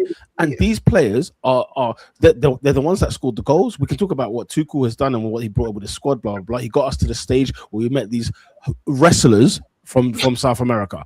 We then met the wrestlers, okay, and it was WrestleMania, literally. Like we were in the lead, we were pinning the guy 1-2 hot tag, and they went and knocked us out 2-1. Argentina, I think Endo's put it here. And listen, Endo, I must admit, seeing this Argentinian performance yesterday, I couldn't believe we were not there. Absolutely. But I look at the players, because you know what? Let me bring this conversation about Mr. Harold Kane. Let's hashtag white privilege for just 2 seconds. No, because under what circumstance do you get away with your performance against Iceland in 2016? Let's go back 10 years, shall we? 2016. I want to ask you about his performance against Iceland in 2016. No, we don't remember. We'll move on. Let's go to 2018. All he had to do was pass the ball, and then we're in the final. Oh, Hurricanes are. You know the rest of the song, right? When he should have squared it to Raheem Sterling, and he doesn't when he's up against Croatia in the semi-finals against Croatia. Fine, let's move it along. Euro 2020. Where was he at Wembley? I saw more of Chiesa. Yo, where was he? You're gonna ask that a lot. You're gonna ask that a lot. No. I've never had that. Lost your mic. I'm back. Listen, let's go back a year earlier. I've gone too far. AD just reminded me. The Champions League final. We'll move on. Well, because I didn't see him at the Wonder. I didn't see him there. 2024. It was a fit that day. But 2022. He started. Selfish git. 2022 World Cup. Lucas was on a hat trick. For crying out loud. I know, right? 2020 World Cup against France. Yeah, what was that? The semi-final or the quarterfinal? Quarterfinal. The man comes in to step up. It's the penalty. Huh? He fails us again. We let him go. We let him slide. When how he got away with that? Because that is the most disgraceful thing. Because you could actually make the argument that if England scored that penalty, the momentum could have taken them to go and beat France in that game. Like it was an even game. Absolutely. And Harry Kane blazed the penalty over the bar. It's the penalty forgotten about in an instance. It's the penalty himself. Can I continue? I big up Mason Mount though. Money Mace. Yeah, Money Mace. 2024 in Berlin. Berlin. Cole Palmer was our goal scorer, not so? Where was Harry Kane? Was it deeper than Tom Brady? Right? Then let's before I get to this tournament, Bayern Munich in the semi-final. Was it the semi-final or the quarter-final against Paris Saint-Germain? Semi-final against Paris Saint-Germain. How many goals does Kane score? How many goals did Bayern score? Second leg at the Allianz, by the way. They were a goal down. They went to the Allianz. What happened there? Nothing. Right? And then we come here. The time when we need him. Where was he against Argentina? Or we don't want to have that conversation. Because Jude Bellingham must have back surgery this month. Because he's carried the nation on his back. He come off the bench, was it on Saturday? Just ran through everybody, bang, scored. Because he had enough. And all he's done is carry this team. Hashtag, you know what? Yeah? Because this is a scandal. He's got away with this for 10 years. Yeah, because and deep it. The only thing worse than Harry Kane this tournament is your mic right now. Honestly, it's going up and down. It's going up and down. Ridiculous. It's because they want to silence him. Yeah, that's it. They're out to get me. They're out to get me. Look, Kane, the moment you said Harry Kane, they're locked in, bro. I know for a fact we can all admit, and like even if it's begrudgingly, we can all know that Kane is a talented footballer. You can't score the amount of goals he has, past all that stuff. No one's denying his ability, but there's a consistent pattern of what he fails to do at certain points in big competitions, and then you add to that, like it or not, we can talk about white people and all that stuff. But you know why he should be getting extra floggings? You are captain, so you're not only the striker, you are also the captain. So you have both things there where you should be stepping up in these games, and yet I'm seeing children do it for you. That France game was talking about where you missed the penalty. It wasn't you who was the best game on the pitch. It was Saka who came on and created all that stuff, and you know, but you ghost, and it's forgotten about immediately because we might score a penalty in a round. Yep. And he gets very consistent because he thinks because I can play football, he can get away with that stupid disappearing that he loves to do, where he disappears to be best mates with Rice in the middle of the pitch. Why are you back there? Why are you back there? Why are you there? You're not, because it's one thing to say like some strikers kind of do that thing where they kind of they wander around, but they generally still stay around the 10 wing position. Satin. And that's what I mean. That's kind of, I can understand that. Kane doesn't do that. Kane tries to pretend to be bloody Rodri. No, Mahomes, yeah. Yeah. Even in that game with it was the Argentina game where Spence and the wingers were trying to pass the balls into the box, and you were not. It was nowhere to be found. And it was those moments when I was just getting sick of this. I was like, I'm sick of this. I'm absolutely sick of this. No, this is not allowed. I do not want to see him at the Euros. He cannot be English striker at the Euros. He cannot. The third place game, even though it meant nothing, I was very happy he didn't touch pitch. I was very happy Drew scored, even if he meant nothing, because I wanted him to be the outright top scorer for him. Yeah. Facts. Peter, just to say, don't hold your breath. He's going to be there. England's striker pool is horrible. He's going to be there. Because man. There was deep horrible it is. Watkins and Tony came on against this. They're both horrible. They're both dead. This is why I said England's got 2 years to find their next striker, whoever it is in the under 21s, under 19s. Because come on, Man United, you've got someone surely. United's always got someone. We've got a midfielder. Yes, England needs to find number 9. England needs to either find number 9 or do what Spain does and make Jude Oyazarable make the same thing. Because the next lot who you've got looking up that are the big ones are both midfielders. You got Max Dowman, you got JJ Gabriel, and those are both midfielders. They ain't up there. Rio. Them man ain't done nothing. Them man ain't. Yeah, but that's the point. I'm saying, where is the striker? Where is that next killer? He signed for Fenerbahce. That's right. But that was techie. Who's that? Whoa. Oh, listen. Hey, listen. No, it's no listen. That one is techie. There's no listen. There's no listen. I'm seeing in his announcement. He's still kicking his wife. There's no listen. He can stay where he is. Oh, is he still on that? Yeah. He's still with his wife. Is he still? No, as in, is he still like what Lola just said? Okay. Where he is. Okay. That's why I said that one we don't touch. If they're desperate enough, go get Eddie and Kessie. Look at what Nat said. Dalman and Ingamoa are the hope. They're wingers and tens. So Dalman, I said, where is the number 9? Let me tell you something, guys. You're right, but listen here. There are big fish to fry. Because Henderson's performance, you don't want to talk about Jordan Picks. Henderson's performance was horrendous. Horrendous. Yeah, hold your horses. Because Jordan Pickford had a horrific tournament. Are you going to speak to that? A horrific tournament? Oscar's outrageous. He was our 3rd best player of the tournament. That's outrageous. 4th best player. 4th. He was our 4th best player. Now you're going to number 4. It's crazy. Yeah, no, because off the bat, you go Bellingham, Kane, Spence, him. He wasn't better than O'Reilly. O'Reilly? What, O'Reilly that let Messi have the world at his feet, at the Buenos Aires at his feet every time? I'm sorry, who? Who did you O'Reilly. say? Messi? Yeah. Oscar. Messi. Oscar Lionel Messi. What was the manager? Oscar, what's the closest? What's the closest distance? When he saw Messi, he literally give him a podium to play with. Yeah. He could just pick and choose. Lautaro Martinez, 5'4", scoring headers in our penalty area because he's got the world at his feet to cross the ball. We're going to stop the cross. Don't bring up O'Reilly. Don't bring up O'Reilly. Regardless, I don't think Pickford had a horrendous. Absolutely not. He saved us on many occasions. I thought it was poor. Poor. Okay, let's talk about Enzo Fernandez shooting the ball in the middle of the goal. Yeah.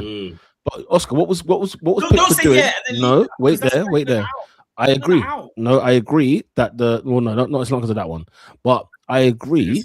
No, because where was your centre halves and your left back? Because you want to bring up O'Reilly. How dare you bring up O'Reilly in this conversation? O'Reilly had a great tournament. Great, it's not. And Pickford had a poor one. I think he had a poor one. Yeah, he could have done better. He could have done better several times. I will say that. Guys, Pickford kept us in how many games? He kept us in how many games? Pickford against Norway, let's talk about it. Pickford, even that goal against Croatia. Pickford's at fault for like 3 of the goals. You're having a laugh, man. I don't laugh. As a goalkeeper, he was brilliant. I agree with what SW6 says. Yeah, he was good. He was very good. He was very good in the tournament. He gives panic. I think I'm mixing. I'm putting his entire performance. I think he had some crucial saves. Don't get me wrong. I'm not denying the good things he did in this tournament. He had some saves, even in the Argentina game, where it's like cool. But he's had multiple games where there's goals he's conceded that, I'm sorry, it's not like I'm being unfair. He definitely should have saved a couple more of those goals that went in. Do you know what, yeah? And he was definitely on the ball, was moving weird. On the ball, he was a bit weird. I would agree with you on that, yeah. But also, to be fair, we're banging about England keeping possession, but look what he does. You're gone. But no, even it's like what we got from him was basically what he does with Everton all season long. Pulls out outstanding saves. That's why he's there, I guess. Pulls out outstanding saves, and look at the back 4 he's got in front of him. His back 4 is horrendous. That's also partly reason why I don't rate him as highly as you do. I think he's fine. No, because I watch him cover the sins of his team every single week, whether he was at Sunderland, Everton, and England. Whilst also adding to it. Listen, if you get 6 shots at you, yeah. If you get 6 shots at you, he makes 4 or 5 good saves. He will have a howler. I agree with you. He will have a howler on one of them. But the howler seems to get highlighted way more than when he's actually kept us in the game. Why is it a guaranteed howler? Why is it a guaranteed howler? Because of his back 4. That's a good question. It's also his back 4. Not a howler. Pete, like you said, yeah. Was it Lautaro Martinez, the header, yeah? Nobody looks at that goal and blames Pickford. Yeah, no, absolutely. The cross should have been stopped, and then one of the players should have been aware that there's a free man in the box. Nobody's looking at Pickford for that. Agreed, yeah. However, when I look at the Enzo goal, I'm looking at Pickford. When I look at the Congo goal, I'm looking at Pickford. When I look at that first Norway goal, are you dumb? What the hell was he doing? Yeah, I'll give you those. But his performance against Mexico, we're not going to just override. We're not going to over. Yeah, no, I'm saying we're not going to override. Is what I'm saying. We're not going to override his mistakes for his brilliance that he did in the tournament. Yeah, but I think it's one of those things where it's one of those kind of parts of being a goalkeeper. Like it or not, your position will allow for people to say like you have definitely had some great saves, but you also can mess up, and that's part of the job. It's what they always say is like, or in the commentary they'll be like, "Oh, it's a great save, but was he doing that for the cameras, or whatever?" Not him, just in general, about keepers in general. But like part of their role is harsh. But when you let in certain goals, they'll look at him and be like, "You should have saved that. Did you cause that?" I just on your point, we can disagree about it, but that's just how it is. Keepers will say the same thing. I need more grace for a goalkeeper that has the back four he has. How about he got some arms? More grace. How about he got some arms? Not supposed to have short arms. That's genetics. That's just genetics, isn't it? That he can't help. That's just genetics. But Hendo's performance, I thought Hendo's the edge to the throne. I thought, cool, we got a good solid goalkeeper there. He's actually a very competent goalkeeper. He's a very good Premier League goalkeeper. I like Dean Henderson. Don't get me wrong. His performance against France, Lord have mercy. What? Get that guy in the friendlies now. Get him in the Nations League now. He needs some reps. He needs reps. Trafford. Yeah, let Trafford get warm. Trafford needs to go back to. Get him back to Burnley. No, Henderson's the answer. Henderson's the answer. He's the answer. But he needs reps. What's the question? But the way they're bigging it up, it's looking like it's going to be Trafford. No, guys, no. I'm not saying yes or no to it. I'm saying the way they. No. I'm giving my opinion on the thought. No. But anyway, you cannot put James Trafford in goal to start for England. We brought up England keepers, even though I don't think it was the biggest issue anyway. Like I agree. That defense, guys, that centre back pairing, like guys. I don't know if they need games together or something, because Guehi I thought was better than I thought this World Cup at the back end of his Premier League season confused me about what he can do, because he was looking terrified. The passes, the lack of passes, the movement, the judging of the headers, the defense, it was all over the gap. Same thing with Constance. Was like something. I don't know if it's a situation of like they're not used to each other or what, but it looked. Do you know what it is? It's them ones like centre back pairings, right? It's always disguised in partnerships, right? When you look at when you look at some of the top defenders in the world, or the partnership is what we normally would talk about. Rio Vidic, I think, is a good example. You got the Rio Vidic, you know what I'm saying? You got the Campbell and Torre, you've got the Carvalho and Terry, that kind of stuff. Because you got two facts. But I've seen when they are individuals, when those people become individual, we see it all. We see all of their sins. Because I remember I've seen Ferdinand's back get twisted at Old Trafford. I've seen Vidic have an issue. I've seen, Torre. Campbell walked off the pitch after he conceded a goal. He had a bit of a breakdown. He actually had a breakdown. Do you know what I mean? I've seen, Van Dijk and when he had Joel Matip, as soon as Matip had left, Van Dijk had to go and create another one. It just to save the both of them. Now we can't even see Van Dijk in the same breath. Of course, time has gone on, age has gone on, whatever. When the people are individually, Konsa, Gay, Stones was the best of the lot. Problem. Which is Stones is the best of the lot. You know what I'm saying? Even if we brought Maguire with us, you know what I mean? Let's have a word. Jared Kwanzaa. You can't go to the and guys, it got to the World Cup semi. This is where Tuchel's a genius. He got this team to the semi. It's A's and B's. Don't call him a genius. Don't call him a genius. He's not. Guys, you named the centre half pairings we've just named. No. We do not call this. No, but Maguire was there though. Maguire was available. Not for this tournament. Semi-final. Maguire was available. With those Maguire was there. I said it from the start. I've seen better centre backs go out earlier. Better centre backs went out earlier. I've seen worse ones go forward. Is what it is. Sure.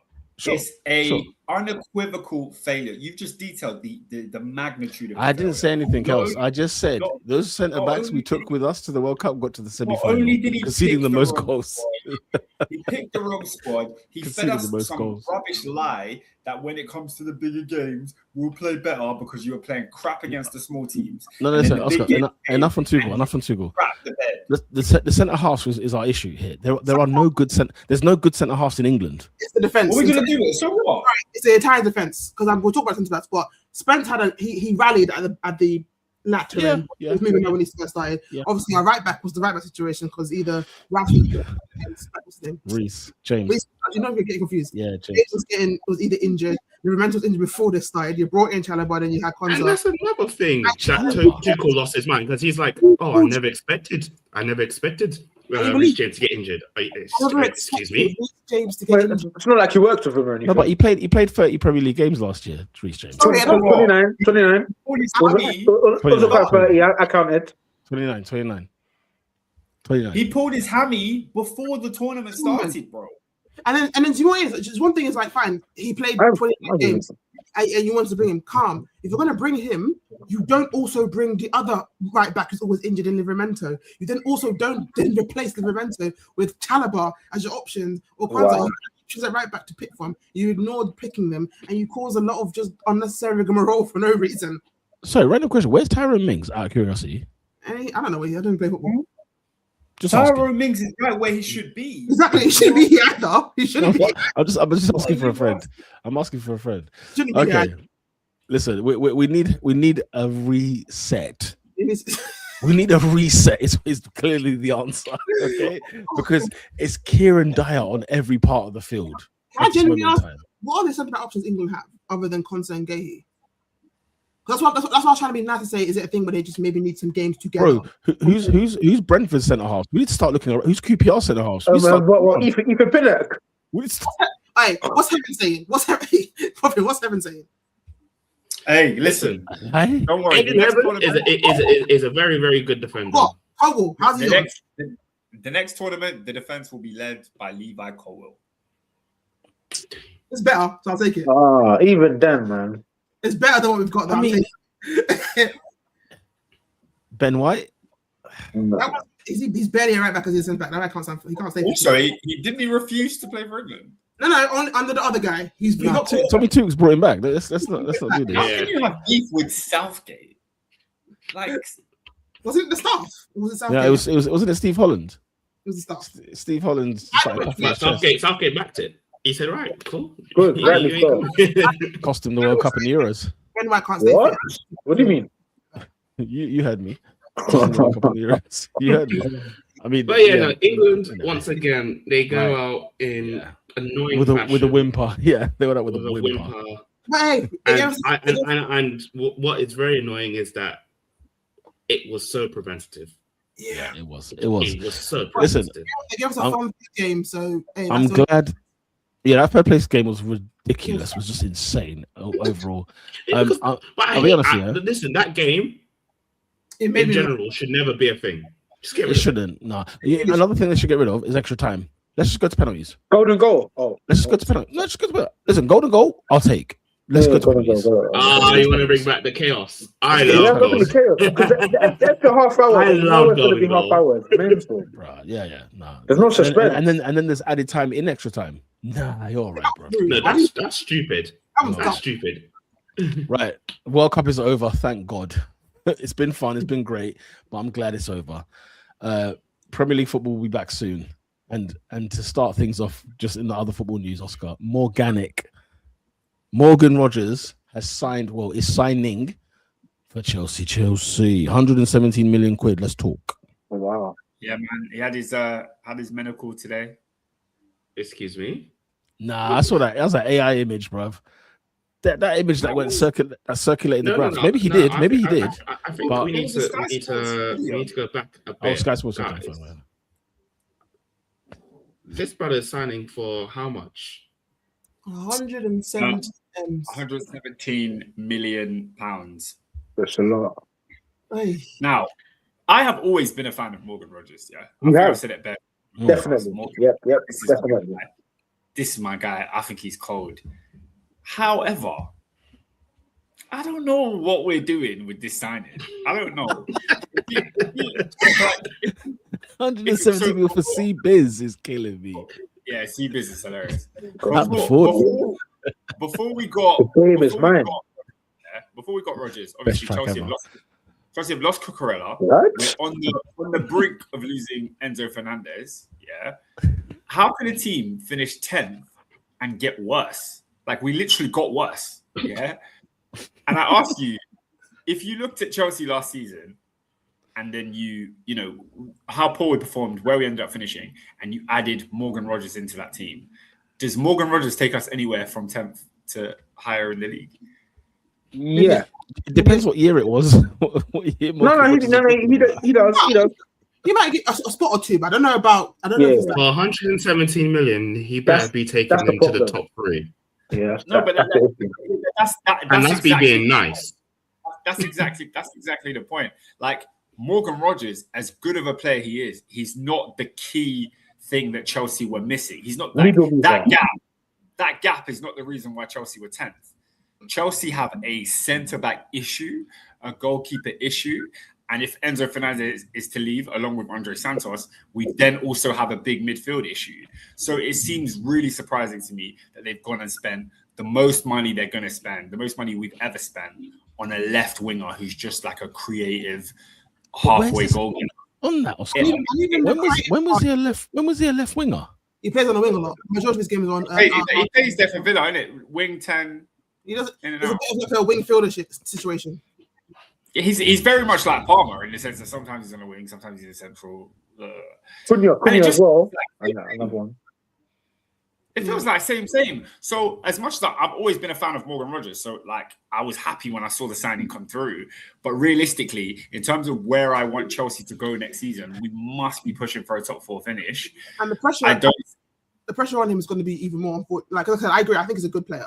I don't think he's 117 million worth of a good player, but I think he's a good player.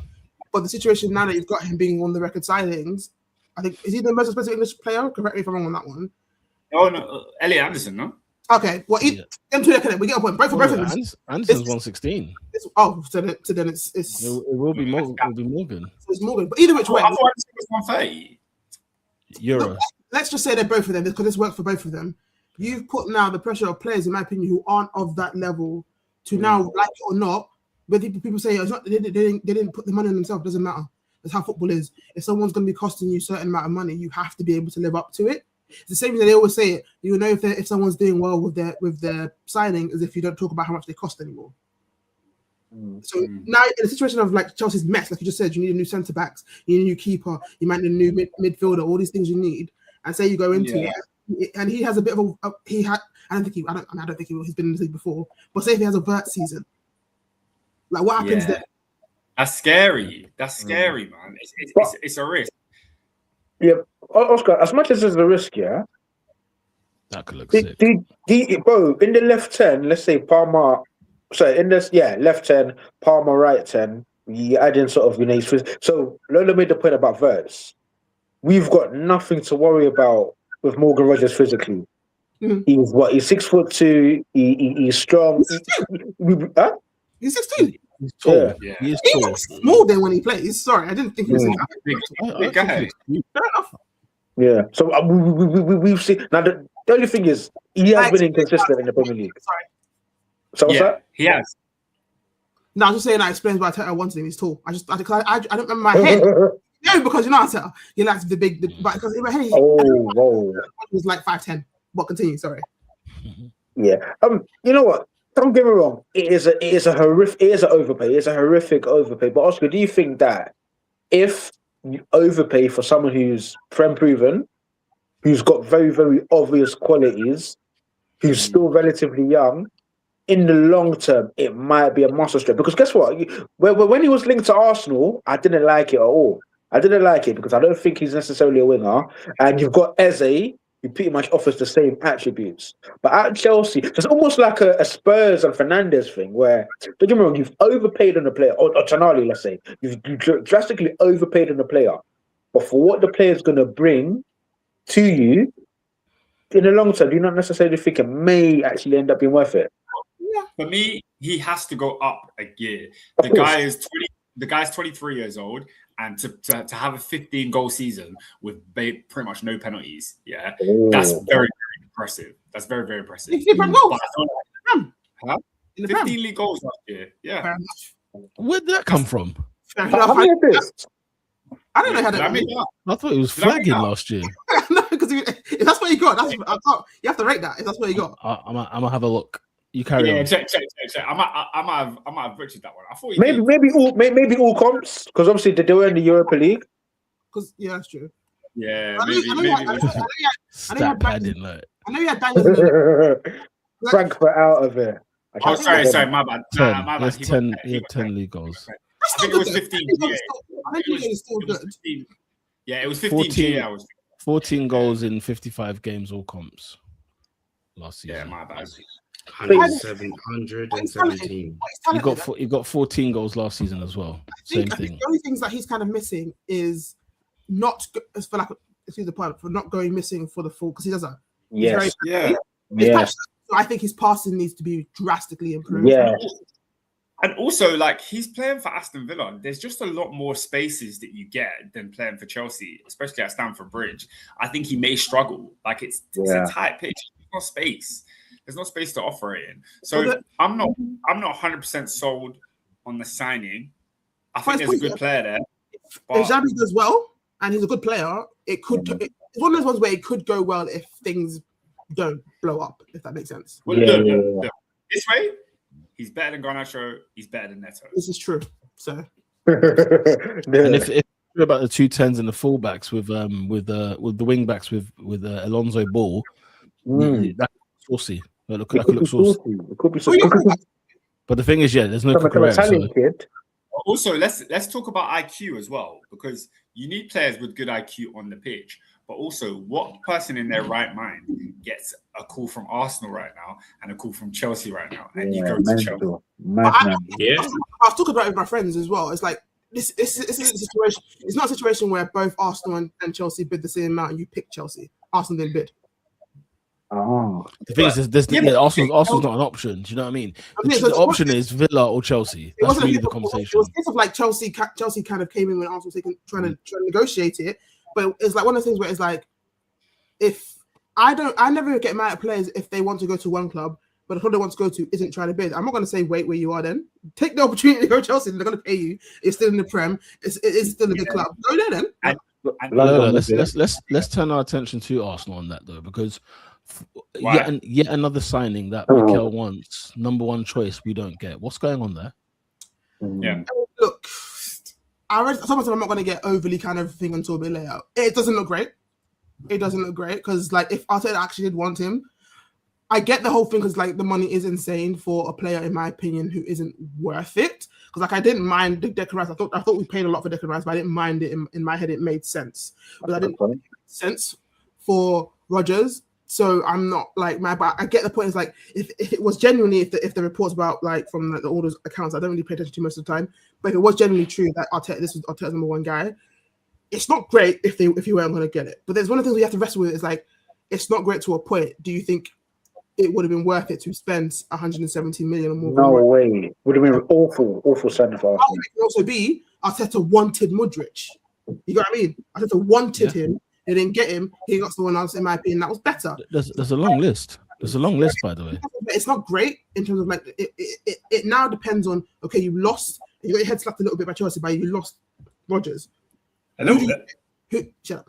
Who do you get to replace it? Because if you get nobody, or the option is just I'm not gonna be harsh. I don't know the Greek guy. If the option is him, if it's just him, that doesn't look great. I'm not saying you have to go and spend 130 million just to kind of make yourself feel better about losing Rodgers, but your option can't have just been Rodgers, if you get what I mean. It also related to that, you've lost out on a player to a rival. You have to get Bruno. You know what I mean? Like you're in that, the whole reports were always about you wanted Rodgers and you wanted Bruno Perez. You have to also, you can't lose both. Here's newsflash though, Lola, yeah? Because we seem to be haggling because of the fee, right? As has been the case with all of our players. When we wanted Caicedo, same problem. When we wanted Vlahovic, same problem. When we wanted Mudryk, same problem. When we wanted so and so, like one after the other, it's the same thing over again, right? And Morgan's another one.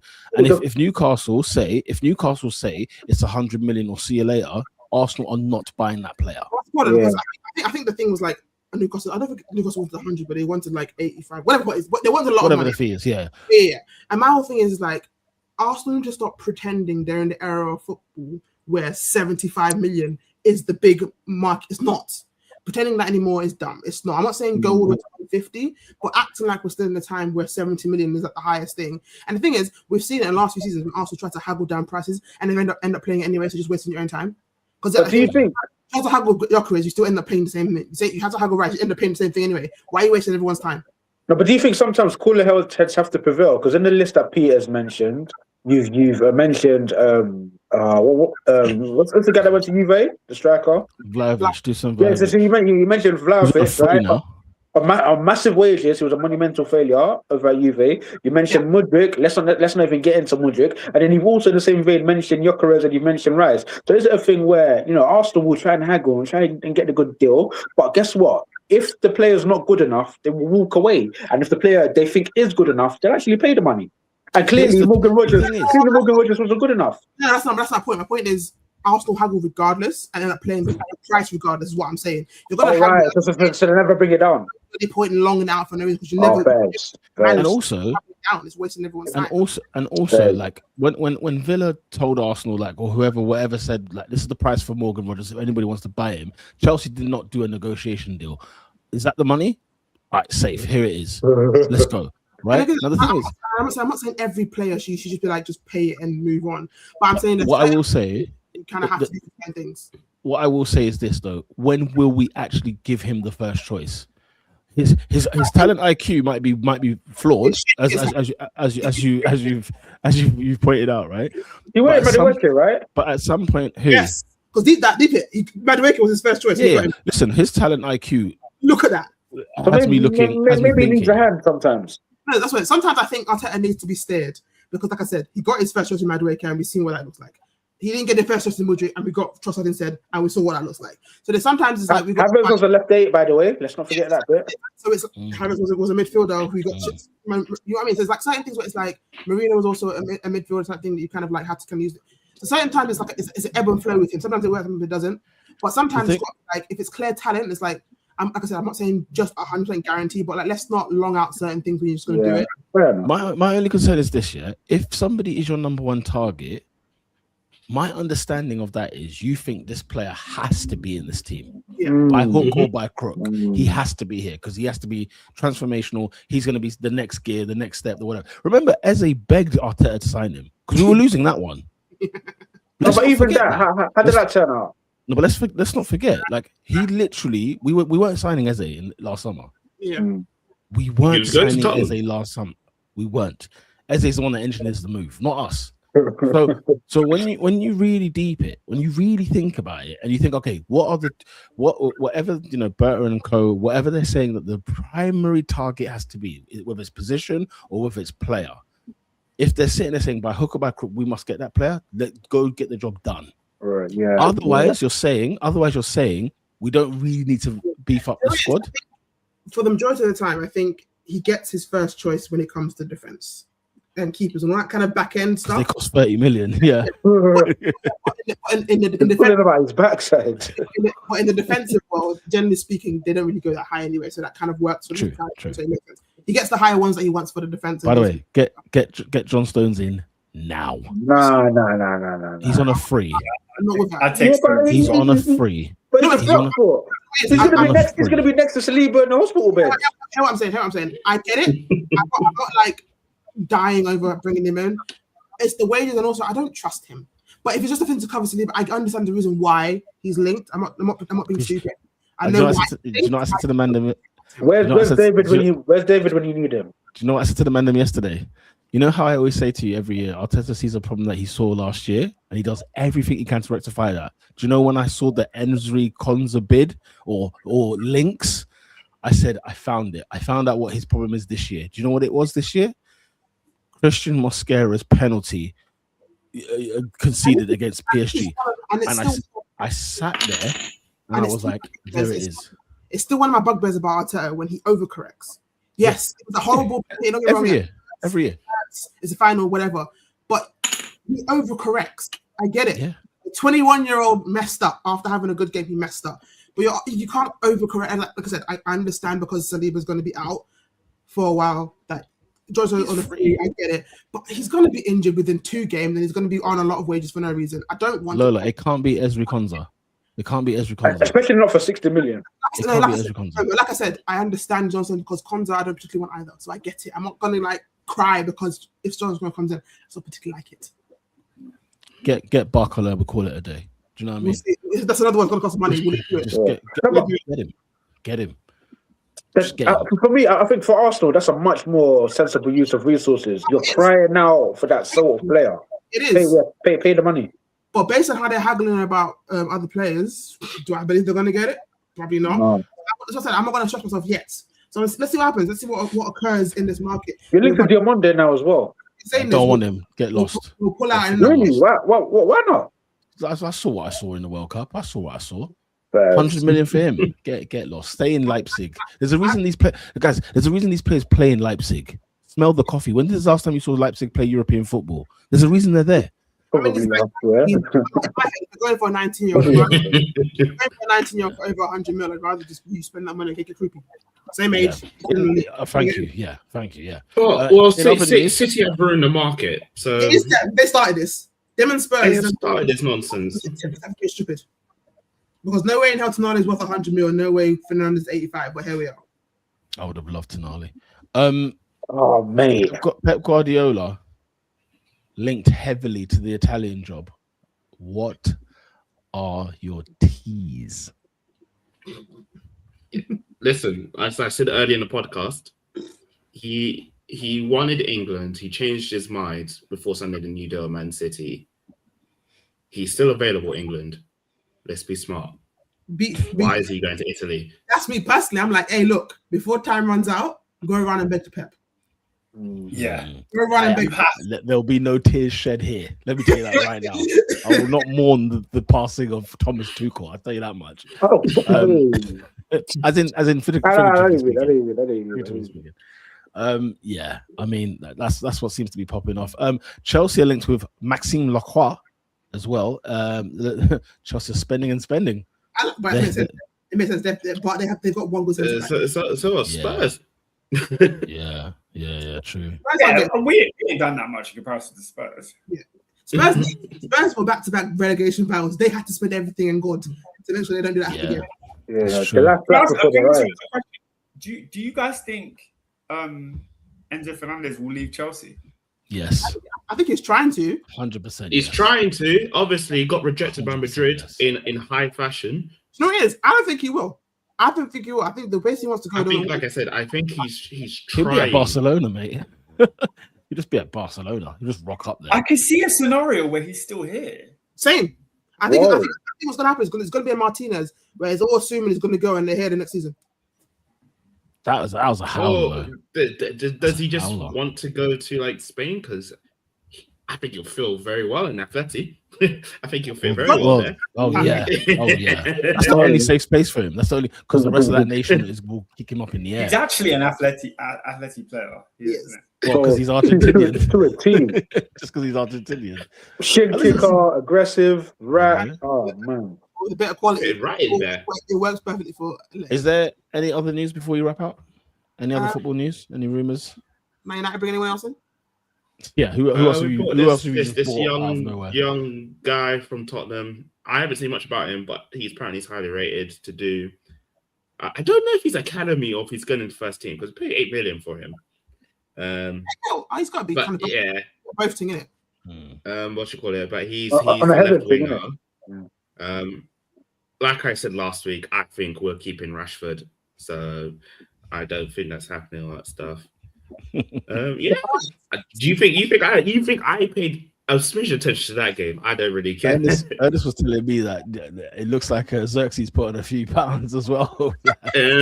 Oh my god! In terms of the striker, I thought about it and I said, you know what? If we have Sesko and Lewandowski is just walking for free. Oh no! I mean, he's already signed. He's already signed for Chicago Fire. Yeah, he's Chicago Fire. He's gone for Chicago Fire. I've not even paid attention to that. He's at the Fire. So, yeah, I thought like, why am I not going to get this guy? Chicago Fire. But yeah. Fire. Yeah, we need another striker. Robin, we need another centre back because, as you saw, we lost Lisandro Martinez again before the start of the season. That trigger. He does it on purpose. Every time he's available for Argentina. I felt sorry for him, man. Did you? Yeah. I celebrated. I'm sorry. I'm sorry. I can't stand him. I can't stand him. Sorry, man. I didn't celebrate, but it was inevitable. Man, but yeah, let's see. We've got 2 midfielders. We need one more.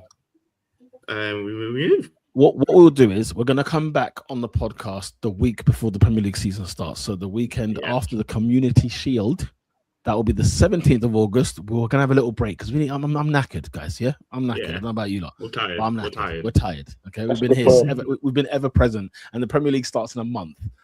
Brilliant. Do you know what I mean? It starts on the month 21st of August. So we'll do season predictions. Yeah, because of the World Cup, innit? It's always a week back. But yeah, we will resume to Premier League action. Are we doing content? We could do some extra time. Robert Mugabe lockdown. We could do a Kim Jong-un lockdown if you wish, but we could also do a couple episodes here and there and crack on. Yeah. Before we go, congratulations to Ernie for winning this year's sweepstake with España. He won it. He has won it this year. It was Christmas. What does he get? What's he get? A ring. He's gonna get the World Cup. He's gonna get a ring from Donald Trump. There we go. On that quickly, Donald Trump. I'll leave it. But why were you there? Who's the player? Was it Marino? He tried. Did you see Marino's dance? He tried to Rodri. He's just a narcissist. He's just so gross, but whatever. Yeah, the halftime show sucked. The opening ceremony sucked. The closing ceremony sucked. Just leave it there. No, what? So you're telling me you didn't pop? We just saw R9 and Ronaldinho in the Doom buggy. I didn't pop.